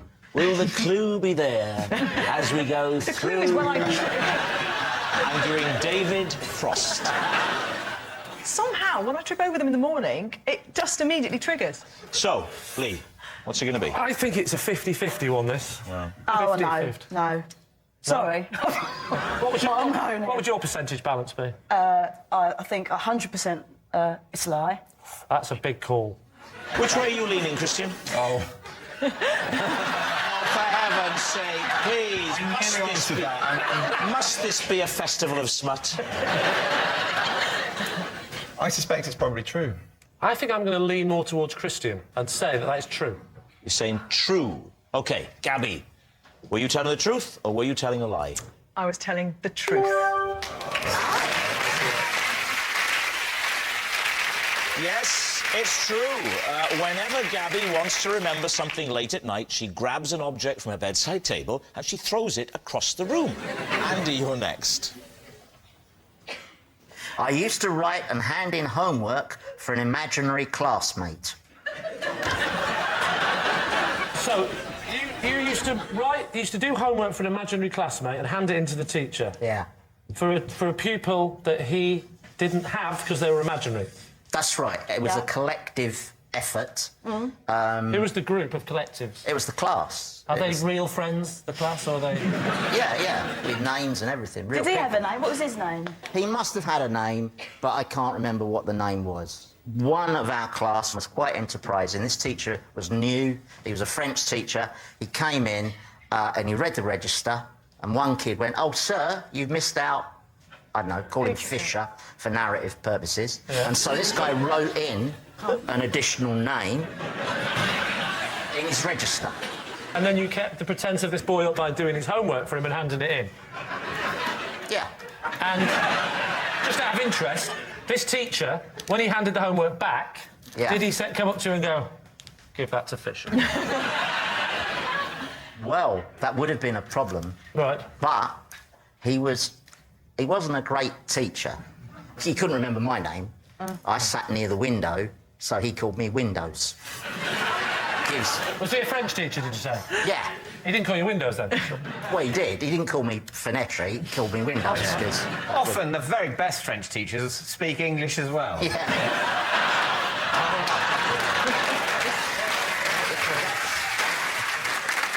His exams for him, though. You couldn't sit his exam papers. He was off sick quite a lot. Oh, right. So at which point did you own up and say, "Look, sir, Fisher..." We've killed Fisher. He was doing too well. He never found out, and the school decided to let him go. So, as I recall, came in and ticked us off and said that he wasn't prepared to tolerate fictional children at his school. I think that's what he said.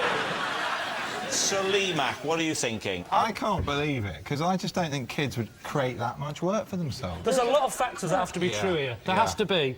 They all get together and agree to do it. Yeah. We have to believe the teacher never looks up during the register. Yeah. And that Well, no one Fisher was off a lot. Fisher wasn't there every morning. Fisher was never there, Andy.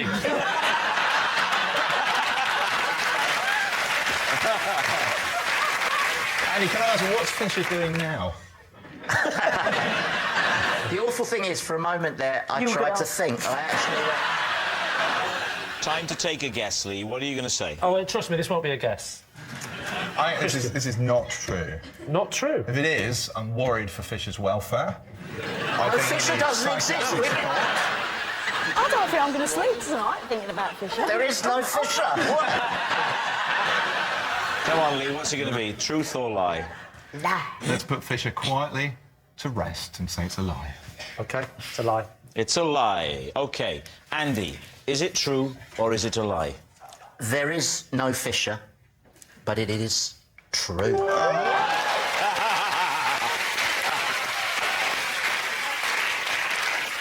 So what happened to Fisher, then? Yes, it's true. Andy did write and hand in homework for an imaginary classmate. Now, remember, it's funny to have imaginary friends at school, but when you start signing on for them, it's fraud. Diane, you're next. When I travel by tube, I like to see how many strangers I can make yawn by yawning myself. My record is 9 in one carriage. David Steve. Well, let's see how good you are at faking a yawn. Oh, that's good. Although I have been speaking, so it's not a test. Gabby's gone. Gabby's gone. Yeah. I'm feeling a bit. I yawned earlier when you were talking about it earlier. That's good, you know, David. Brilliant. This would be great for the trail. Coming up on BBC One. Yeah.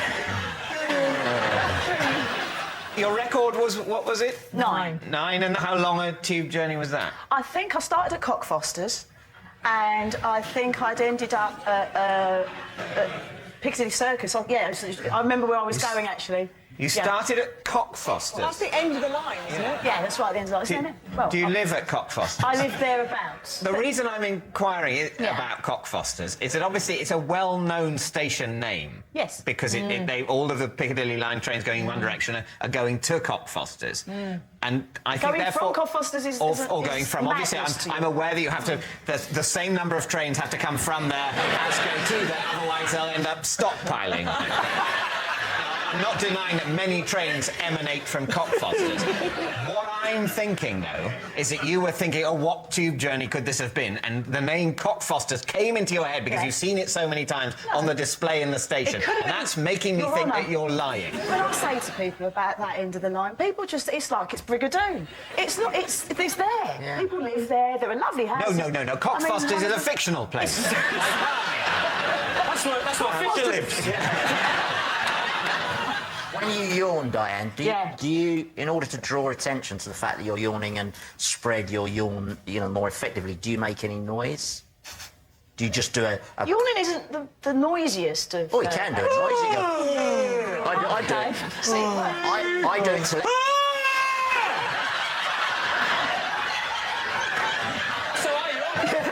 My wife loves it. Let's all yawn like... Let's all yawn.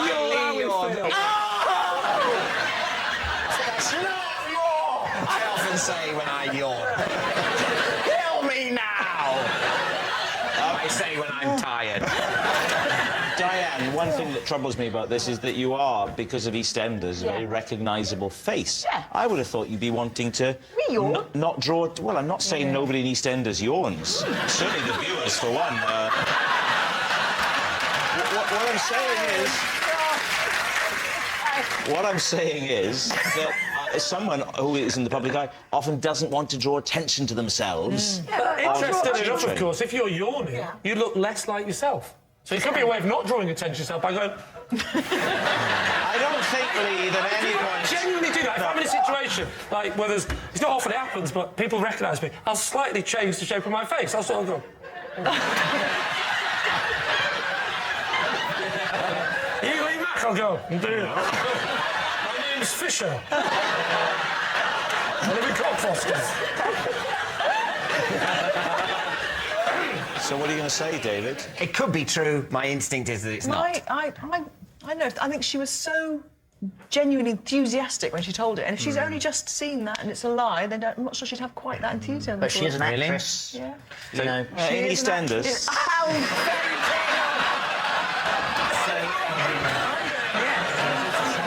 You think it's... So your instinct is it's true, and your instinct is it isn't? yes. Yeah. Well, I think it's not true. That's my instinct. Okay, so I'm 2 to 1. I'm. So we're going to say we think it's a lie. Diane, truth or lie? It's a lie. Oh, well. Yes, it's a lie. Diane does not see how many strangers she can make yawn when she travels by tube. Our next round is called This Is My, where we bring on a mystery guest who has a close connection to one of our panellists. Now, this week, each of Lee's team will claim it's them that has the genuine connection to the guest, and it's up to David's team to spot who's telling the truth. So please welcome this week's special guest, Kevin.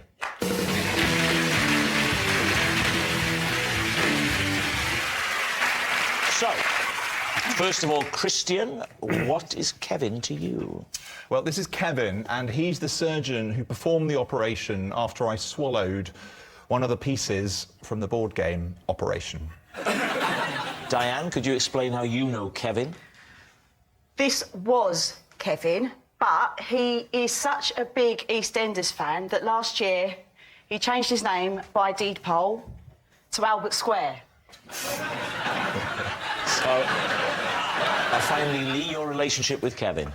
This is Kevin. He has worked as my bum double.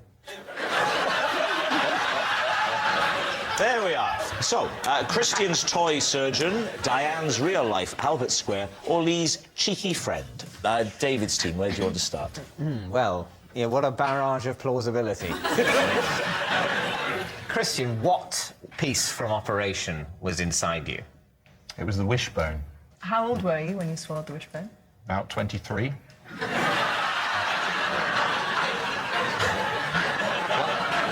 Why did you swallow it then? Well, we were at medical school. And it was a sort of a dare. I have a friend who has, should we say he's got a tremor. I bet him, I said, you cannot remove all of the pieces from Operation without setting off the big red buzzy nose. And if you can, I will swallow a piece of your choice. We've got a picture here just to show you. You had little metal pincers, and you had to get the little plastic pieces. There was the Adam's apple, the broken heart. What's the scale of this? It's about yay big. So the wishbone thing, that's the thing... Oh, it's small. Small. Where did it get stuck? It got stuck in my lower esophagus. And the next day, I had a sharp pain, and I coughed, and a little bit of blood sort of puked up a little bit. And I thought I might be something wrong. Now. OK, a bit of blood. Nothing. It's not going to get worse, is it, than blood? Well, yeah, it would if I'd left it. So this blood was coming from your stomach? It had just stuck in the side of the esophagus. Yeah, but we must have... You don't just... It must have something, isn't it? You don't just bring blood up with things being stuck, do you? Oh, Phil will. Well, you have a sphincter at the lower end of your esophagus that stops food coming up into it. Yeah. And that sphincter had closed onto this spiky little bit of plastic, and that's exactly what happened. So it's all right. So it's just like a shoe getting caught in a door. And what sort of procedure was it to have it removed? Do they have to hack you open, pull the flesh back off, take a big hand, a big claw, blood is coming out like that, spurting over the face of the surgeon. There's blood everywhere. Reaching and pulling out organs and intestines, and then a little creature goes, and then they get the little piece. Or was it keyhole? Was it just a small camera with a little grabber on the end that went down there, and grabbed it and put it out? OK, so do you want to move on to another suspect? Yes. Diane. Kevin's name is now Albert Square. Yeah. How did you come to meet such a weird person? He's a fan of the show. We see our fans a lot. Kevin waits outside, sorry, Albert, waits outside Elstree Studios for us to drive in and out, and we stop and we sign autographs. And he has cufflinks on, I notice. Unusual, isn't it, for a fan to kind of hang outside Why? the show? Well, no, somebody who stands outside of Elstree, Yes. I wouldn't imagine him to be kind of Perfectly dressed decent, in a, good people. What are you saying? Well, he is dressed at the moment, I would say, more like he's not one of the somebody who has an office job, and those hours don't necessarily collude with filming times. Very clever. How you got Does he look like a surgeon to you? Could be a surgeon. Could be a surgeon. Yes. Well, I just say, if we're talking about his looks, he's got a nice bum. What did he say what he was hoping to achieve through changing his name? This is the thing. I mean, there are people that absolutely love the show, and this is just something I can't explain it for you. You see, I would say the standard response to loving the show would be to watch the show. Fans do weird things, though, don't they? Right, so, Lee. Yes? In which of your glamorous film roles was a bum double required? It wasn't a film role. It was in my situation comedy, Not Going Out. You may have heard of it. Don't count. If he has to start it, it doesn't count. What is wrong with your bottom? There's nothing wrong with my bottom. Why couldn't they use your bum? I didn't want to get my bum out on national television. It's fair enough, isn't it? Why should Kevin have to get his? Sorry, Albert have to get his out. Yeah. No, it's Kevin. If it's the bum, it's Kevin. Unless they're all true. A brilliant surgeon becomes obsessed with EastEnders. What was the scene? The character I play, which is very similar to me, actually, was in an adult movie, and at the end, I was hung upside down and whipped by a lady also playing someone in the adult movie industry. Could Kevin turn around so we could see his bottom? Yes, Kevin would. Would you turn around, please, Kevin, so we could see your bottom? Thank you. And would you like Lee to... Could you, Lee, please stand up and turn Lee, around would you so come we and can see stand? your... Of course, no problems at all. Can you turn around and lift your jacket up? This is like a really strange police lineup, isn't it? Lee's bottom is about half a size bigger than You Kevin's. what?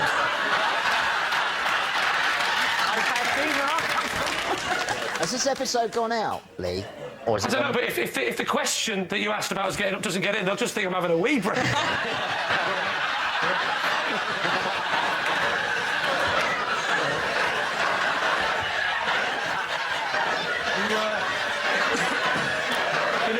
It's all right, isn't it?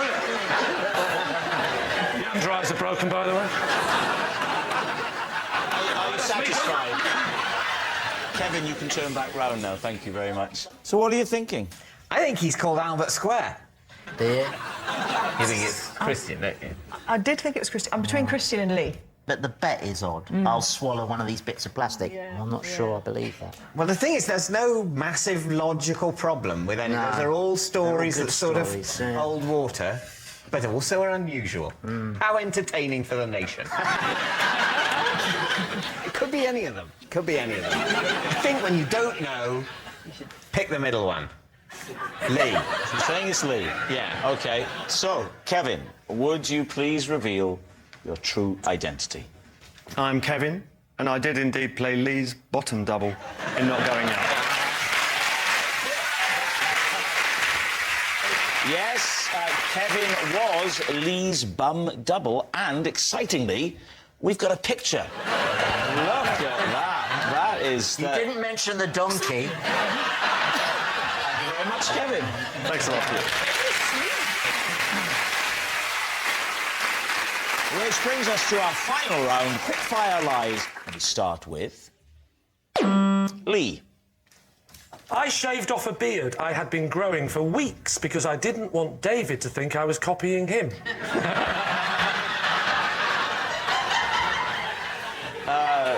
David.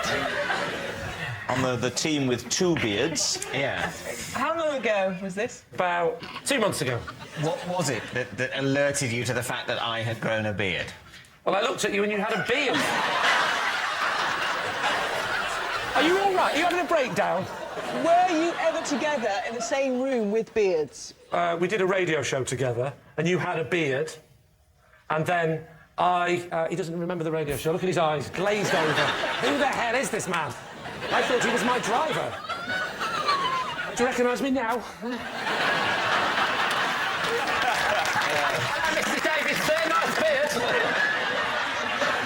And then about a couple of months later, I don't know if you remember this or not, but I invited you round to my house for dinner. Yes, I remember that. Thank God for that. And you came. I was there as well. Rob was there too. What a cosy picture we're painting. Yes. We were all there, all together, and we sat in this position. I sat on my table. David was sat on the other room. And at that point, had you shaved your beard off? I have a beard quite a lot when I'm at home and I'm not doing a telly show. And then I'll get rid of it if I'm doing a telly show. And I said something to my wife like, actually, David's got a beard. He might think I've grown a beard to copy him. And I just said that as a joke, but it festered. So many of your jokes do.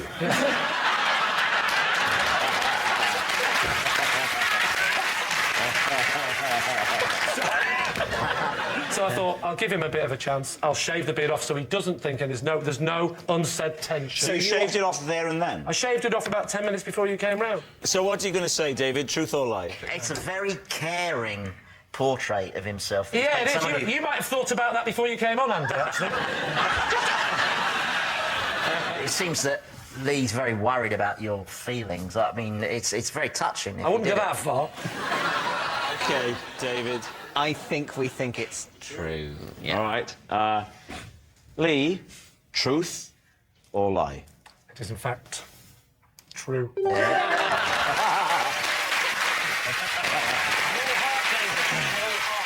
Yes, it's true. Lee did shave off his beard because he didn't want David to think he was copying him. Next. It's Christian. Possession. OK, now look at that thing next to you with a drape over it. First of all, pop that up onto the desk, keeping it hidden under the drape. And then before you unveil the object, would you read the card out, please? This is my monkey, Elsie. She watches over me while I sleep. And now please reveal Elsie.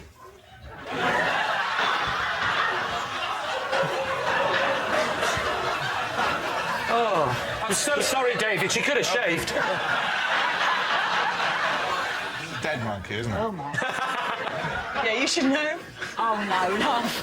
So did you look at that? Is Elsie stuffed? No, she's very well trained. What disappointed her so badly when she died? What was... Dying.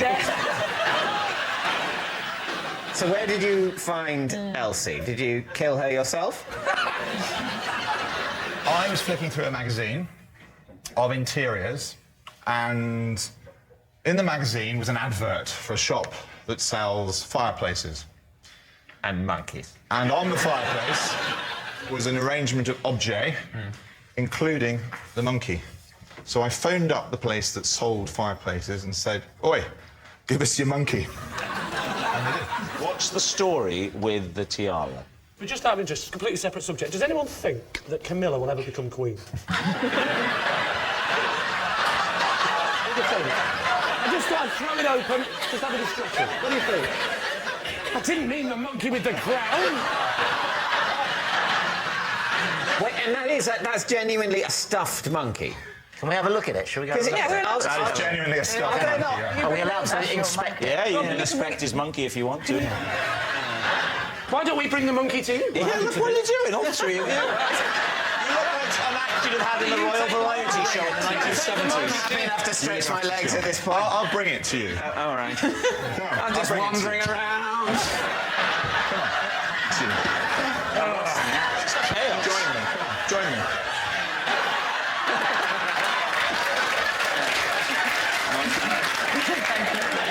Can we have a look at the tiara? I've left the tiara. Yes, let's have a look at the tiara. Where's the tiara? Oh, God, it's terrifying. It's weird. You know when you're asleep, Christian, and you wake up in the middle of the night and she's looking down on you with that glum expression, doesn't it unsettle or unnerve you? No, I find her very sort of soothing. Monkey! So what are you going to say, David? Is it the truth or is it a lie? I'm going to hand that back. I think you should be insuring that. Not for theft, I wouldn't have said. Not for theft. It looks like you just won a wildlife BAFTA. Is it the truth? Is this a tall story, or is it You the think truth? it's a lie? Yes. I think we all think I it's a think lie. it's a lie. I think Christian's a very good actor. So you're saying that it is then a lie? A lie. A lie. Okay. Christian, was it the truth, or was it in fact a lie? It is, in fact, true.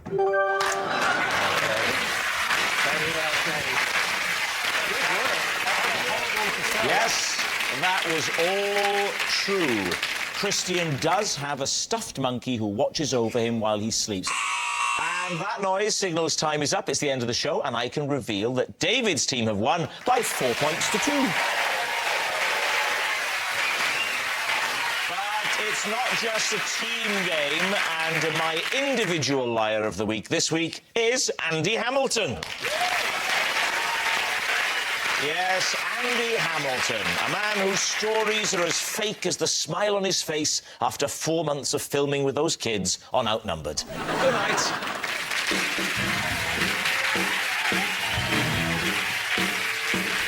Droll but razor-sharp, Reginald D. Hunter keeps it topical on Have I Got News For You in a moment. And then Lee Mack has a personal problem that needs some attention. Not going out at 9:30.